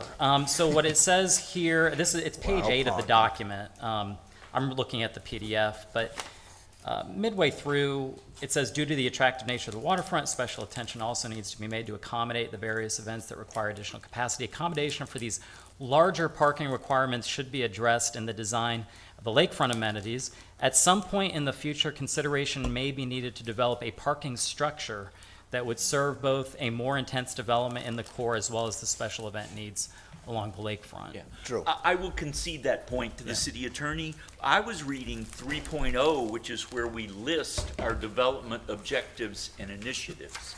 And Right. it's conspicuously absent from there. I agree with that. I actually looked through it today trying to find some mention of it. It's not specifically mentioned. Can I ask Good you a question? catch in one, though. Christian, before you, can I ask you a question? If we were to look to help the residents and not 1099 them, if could we do rebates on permit fees and those impact type fees back to the city, allowing residents to do development to their property at little to no impact? You mean of to add permit incentives, fees? things that mitigate that impact of the? Correct, so that there is not a 1099, and if we could add that through that fund, then I think I would be comfortable allowing residents to have access to that. And I'm going to get real uncomfortable here, but she brought it up at a city council meeting, and she's sitting here and can defend herself. Valerie wanted to do an ADU. And she came to council and she said, and then she showed me $20,000 in impact fees to add a backyard cottage to her home in downtown. And so is it okay if I use you as an example? Yes, please. Okay. So to me, I think what you're saying is if she went and paid that, could she submit that to the CRA for reimbursement? And now is that income because she's getting reimbursed? You know what I'm saying? Is that what you're saying? Is that an example? Or did the city credit it? Maybe I mean, she never received $1 for that, she just received Yeah, the benefit. Can you repeat what Can you we- just said, Councilman Howard? Because she never received anything for it, the city just credited it and said, if you go apply for this grant, the city's actually receiving the grant, not her. Oh. I think that the city has enormous amounts of discretion in how it crafts these types of policies. So I'm not going to prejudge it. I think it's possible. Now, on the ADU example, I don't think so. Specifically, if that's what you're saying, just based on my review. Mine was in general, if they want to Yeah. do some type of improvement where we can either rebate or just not charge for permitting. Right. I think if you update your redevelopment plan and list out various policies and objectives and say that you want, as a regulatory matter, to make it as painless as possible and to mitigate any potential ancillary costs, I think something like that is possible. Okay. But it will require updating your plan. Right, So- and the county has an exemption criteria for impact fees for infill development, so it can be done. Yeah. I was just trying to make They sure do. that we weren't going to have to 1099 Right. residents for that. Valerie can pay it, it's all right. At 1099, Be cheaper than the I don't know about any $20,000 exemption impact from the fees. county. I don't think that a 1099 automatically, I mean, I don't want to speak beyond my, domain, but I don't think a 1099 automatically creates a tax obligation. It doesn't create a tax obligation. yeah. It just papers the transfer of funds. Yes, that's it. Well, I would Kirk. support if it came to us, excuse me, I apologize. I would support if it came to us using funds from the savings for the reserves account to update this plan. I would not hesitate to do that. I don't know that we could find that we want to amend the budget because we're probably not going to need the full 400,000 on the anticipated debt this year. It might be that it fits in the operating budget, but I think it makes perfect sense to me if we could come to an agreement about maybe $250,000 to come from the CRA towards however we slice it up. To your point, Mr. Crawford, I think the number ends up being the same one way or the other. And then whatever it is, whether it's 20,000 or 30,000 to come out towards updating this redevelopment plan, whatever that number, you've got my support on that. I think it makes total sense, and I would say yes to that tomorrow. Here's the thing, Miss. I think in the CRA budget, we already have 100,000 in there for grants there as it is. I think the concern here is whether we can use it for just businesses or resident. Kirk, I know we made some changes to the grant program a couple of years ago because we had a problem with one person taking the whole 100,000, but the last couple of years, nobody have applied for it, right?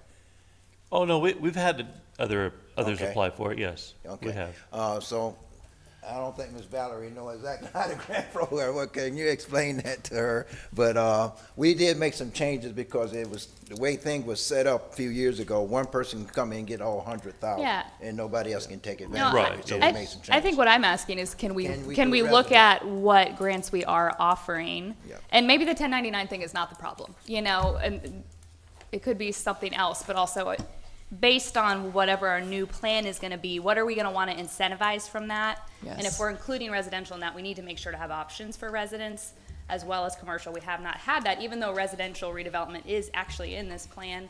So I'm more concerned about what the grants are for, and maybe we just need a wider breadth so that we do use all that grant money. So maybe it's not that we're making it cumbersome, it's just too narrow.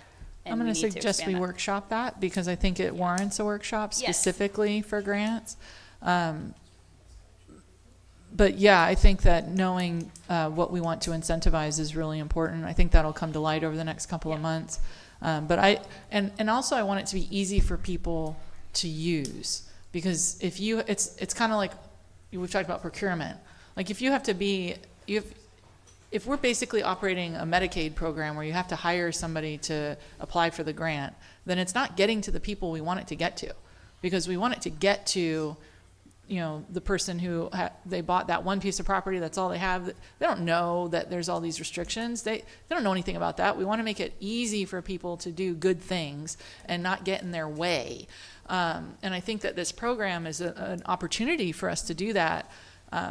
And I don't know the timeline of doing it, but I mean, as soon as we're ready to do it, I would say, let's do that. I do have just one thing that the two agencies here might want to think about.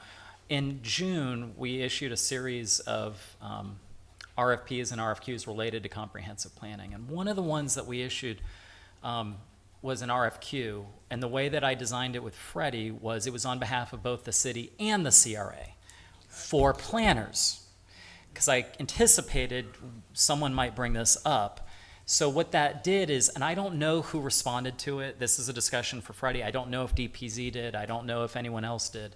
But it was an opportunity for planners to develop a continuing contract with us. So that means that if the CRA wanted, you know, and it was appropriately budgeted, up to $500,000 is available with a planner already. So we could actually just reach out to people who responded to the RFQ. I don't know if DPZ did. I'm just raising that for your attention, so you know. The redevelopment plan update. CRA. Yeah, CRA update. I thought that's that was my understanding. It was provisions in there for the redo the CRA and the comprehensive plan as well. We weren't specific in the CRA, Right. the RFQ, because it involved a lot of other things as well. But Dan, do you know if DPZ responded to it? I am not on that selection committee, so I do not Okay. know. I No. know Okay. bids have closed, and because of the overwhelming response of all the different submittals, I think we've got about 4 weeks, or staff has about 4 weeks to review them, because there were So we'll 20, upper 20s or low 30 respondents. So maybe we'll look into that, yeah. Okay. I feel like Kurt was going to offer us some wisdom and insight. You can, I guess you, go ahead. I'm sorry, I didn't hear that. I'm I sorry. said I feel like you were there to offer us some wisdom or insight on something. Oh, no, Mr.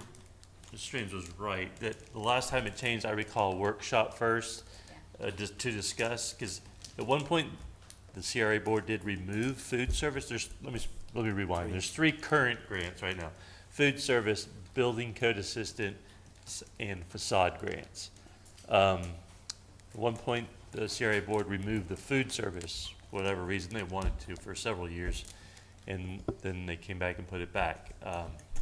Those are the only 3 I'm aware of in the last, say, 8 years. Before that, I do know impact fee was on there as well. Assistance.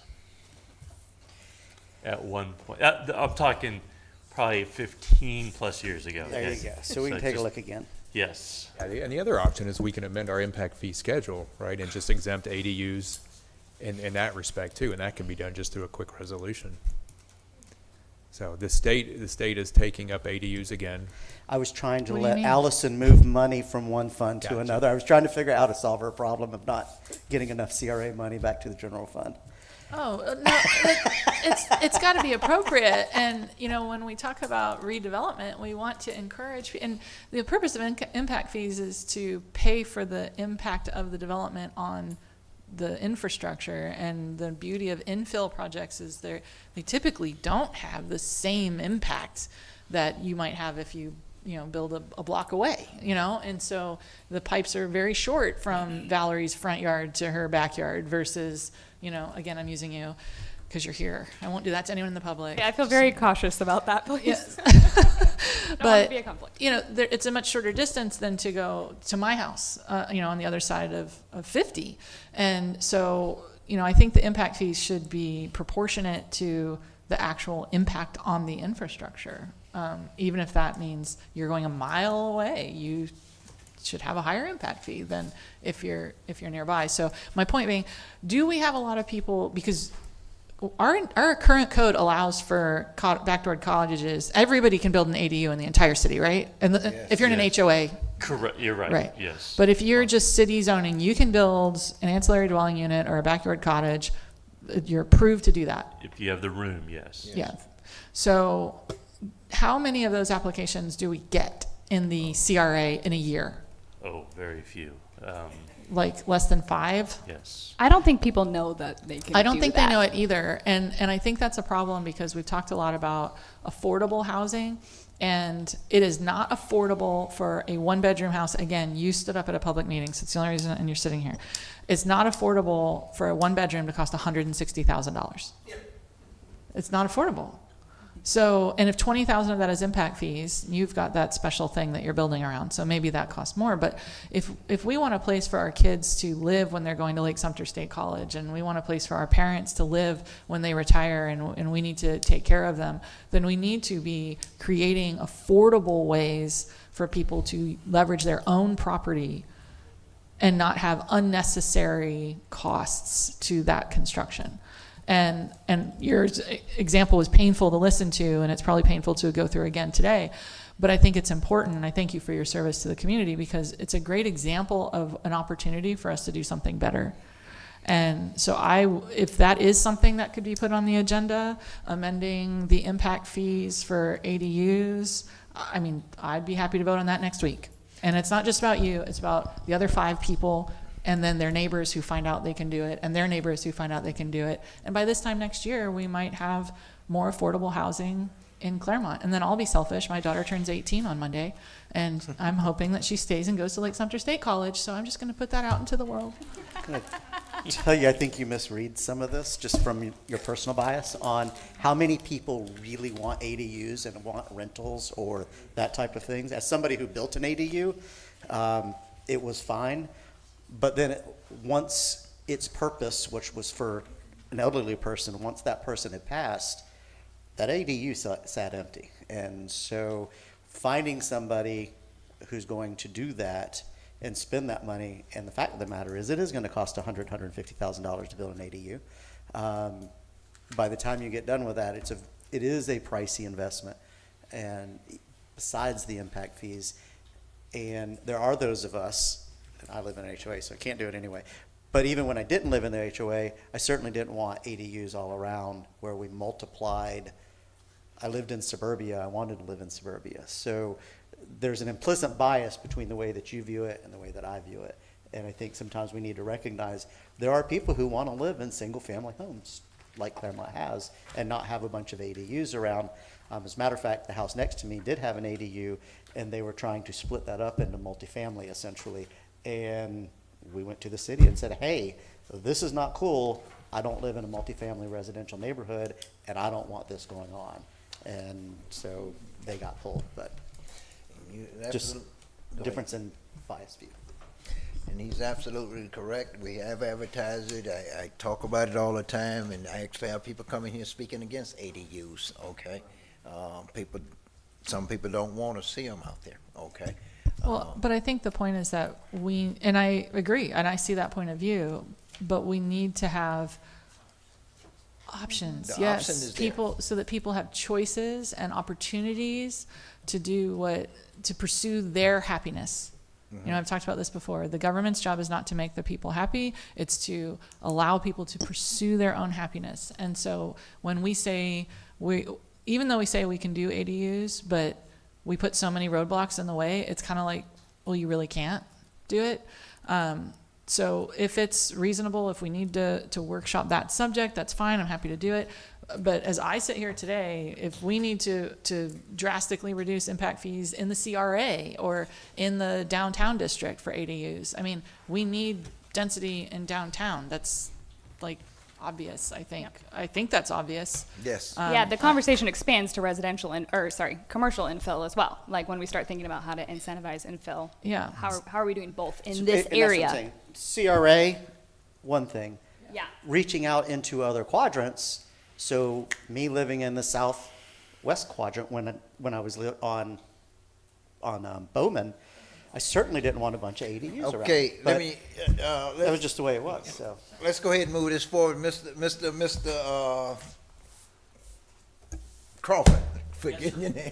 I know you had already hinted on the CRA comprehensive plan funding and everything, so I think, I don't know, it sounds like we all in agreement somewhat that we need to go Yeah, ahead and do that. to get proposals, it doesn't require a vote. When we No. spend the money, it'll have to Right. be CRA meeting Right. and Right. it'll require a vote. But yeah, I would love to, if But- we can direct staff to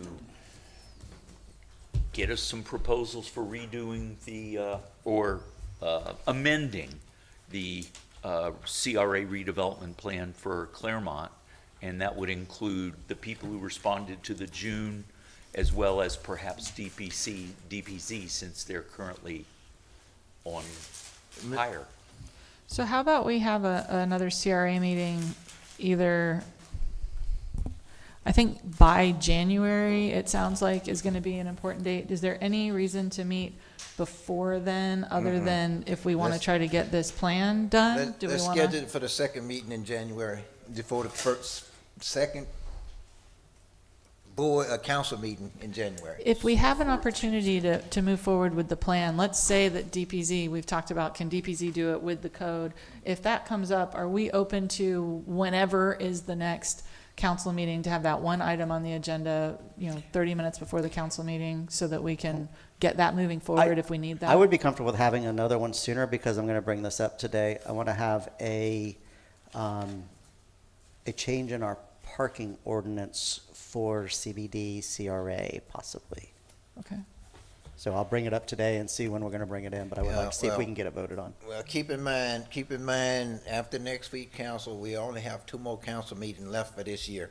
The one on the 11th has been pushed to the 18th.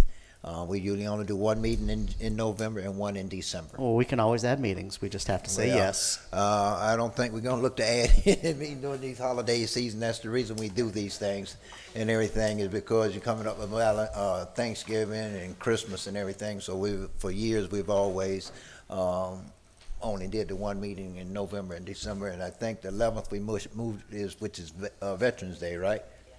I'm just going to remind everybody that this is not the U.S. Congress and we don't take weeks and weeks off just so we can. So Well- if we need to have a meeting, we need to have a meeting. And just because Well, and I'm people think- want to go do other things isn't okay with me. So Well, they do it. They've been doing it all along. But at the end, as I stay here and think, the second meeting in January is not going to be good because we're looking probably going to be.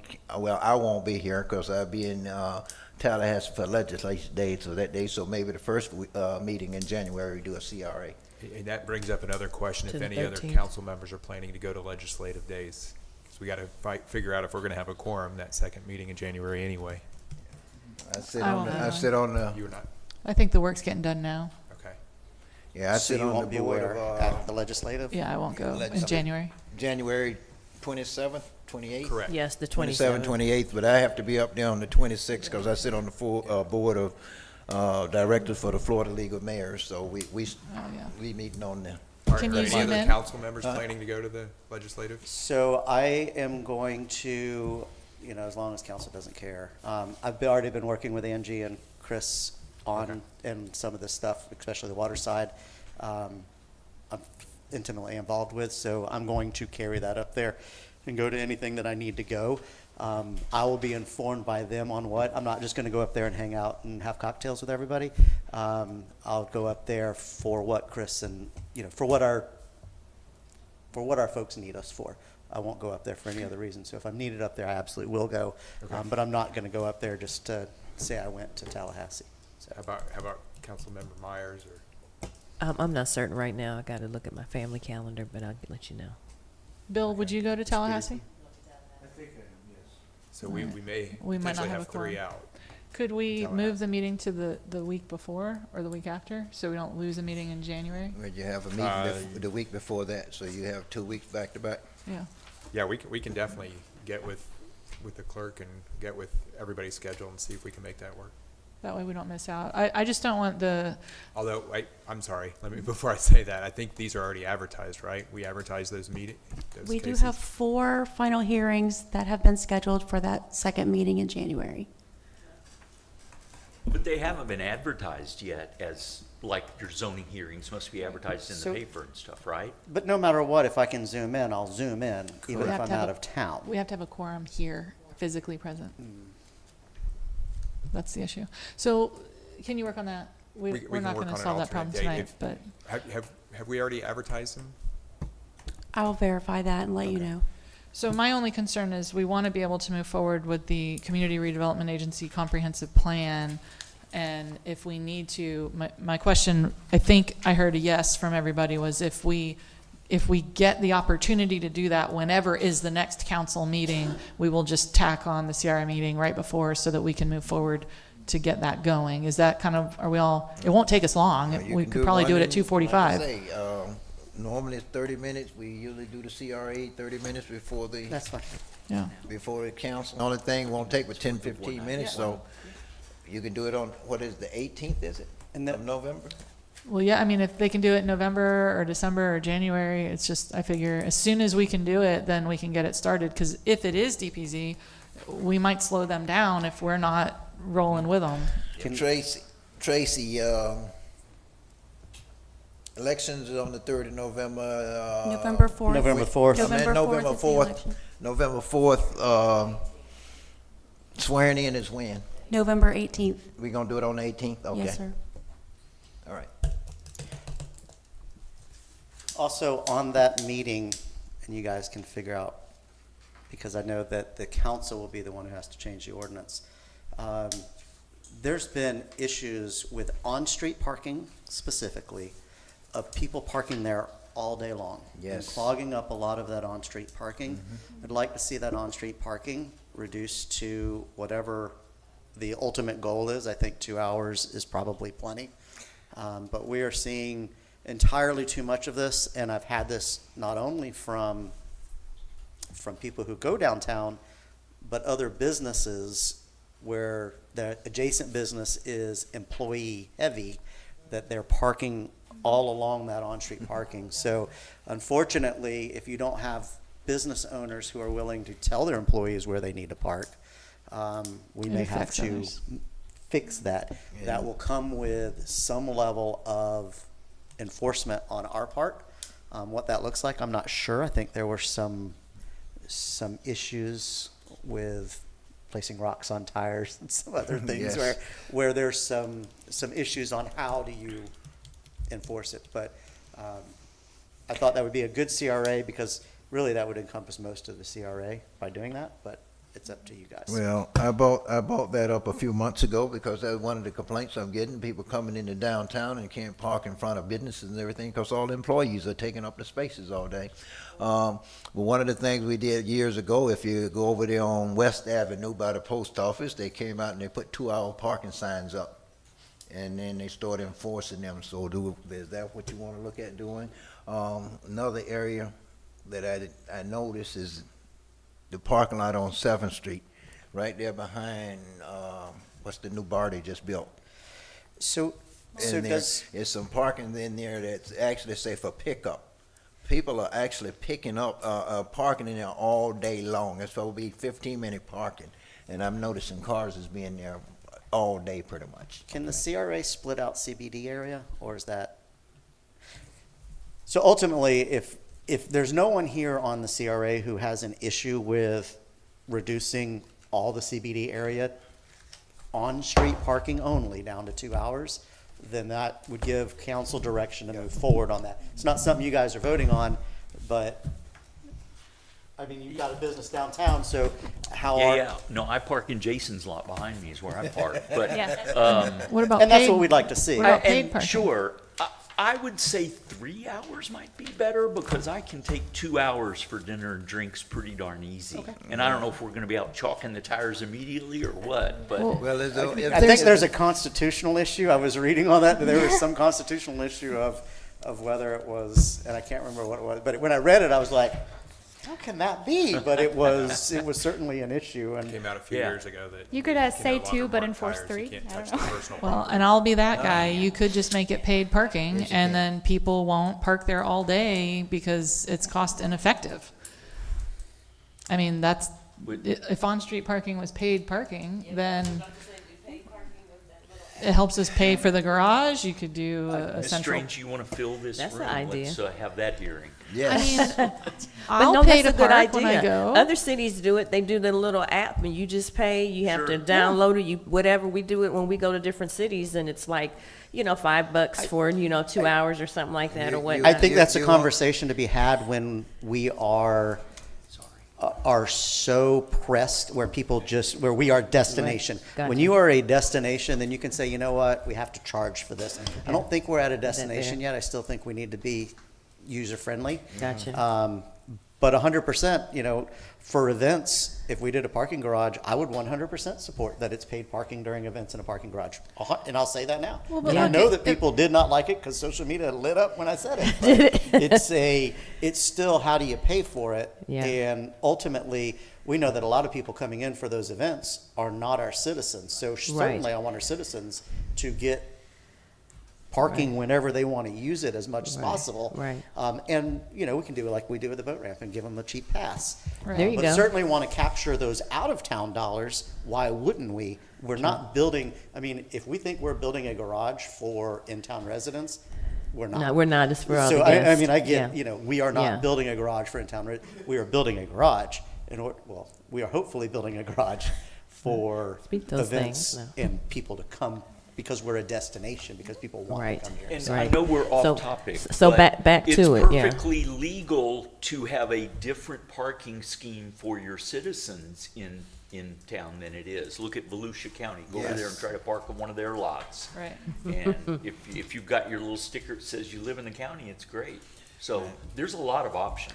Well, that's a good idea. Volusia just Yeah. changed their rates, and of course, they made a special allocation for residents, and out-of-town parking has to pay more. They just changed all that a month or two ago over there. Oh, wow. So Dan, can you bring that back to council? It didn't sound like CRA was upset about But that. Yeah, I'm not so you really want a proposed agreement for ordinance? paying for parking, Are you, so. do you want a discussion, or you want a proposed Not yet. ordinance on paid parking? It sounds like at least a good portion of the members here are not opposed to it, so we might as well bring in an ordinance so we can get it through. Okay, are you And- looking at metered parking, or are you looking at? No, not paid 3-hour parking. No. Do the Well, I would look 3-hour at paid limit. because now Yeah. we're not only paying for the street, but we have to pay for the police to track is someone there for 2 hours or 3 the hours, and cost how are we going to do involved that? in it, is it really worth it? Do we have enough? I don't think we're a destination yet. No, When I go to I'm not ready for Crafted, paid it's a parking. destination, and I'm happy to pay to park. I am too. I mean, it's you're the ones who live in the Sierra. If I come see you, if I want to park in front of your office, I'm going to pay to park. It's 2025. I'm not. I I'm hate gonna ask credit him to card validate. fees. Well, maybe we do that. Maybe validation is a thing. But Did you I say hate validate? credit card fees, and yet it's 2025, and I have to not only charge them to my. I have to pay for them, but because it's 2025, and I can't think of any place I go that has free parking when I go into a downtown district. Can we do that one after November 4th? I was about to say, how about you start with the 2-hour one first? I think there are solutions, and I think from an enforcement all right. standpoint, I don't Is know there how you do it anything without else? metered Mr. parking. Crawford, we okay with the CRA comprehensive plan? Yes, And I think. we look to put it on the November 18th, CRA meeting on November 18th. An hour before council, or 30 So, minutes. if I understand you correctly, if we can determine that we can do a sole source through DPZ, we can get it on the November. If we're waiting on one of these continuing service contracts, it's Then- probably gonna be after November before Then we go get to this December. solution. Okay. Okay. Our first easy one, I know we can't do it next week. Okay, so maybe the first one available that we can get it on, please, sir.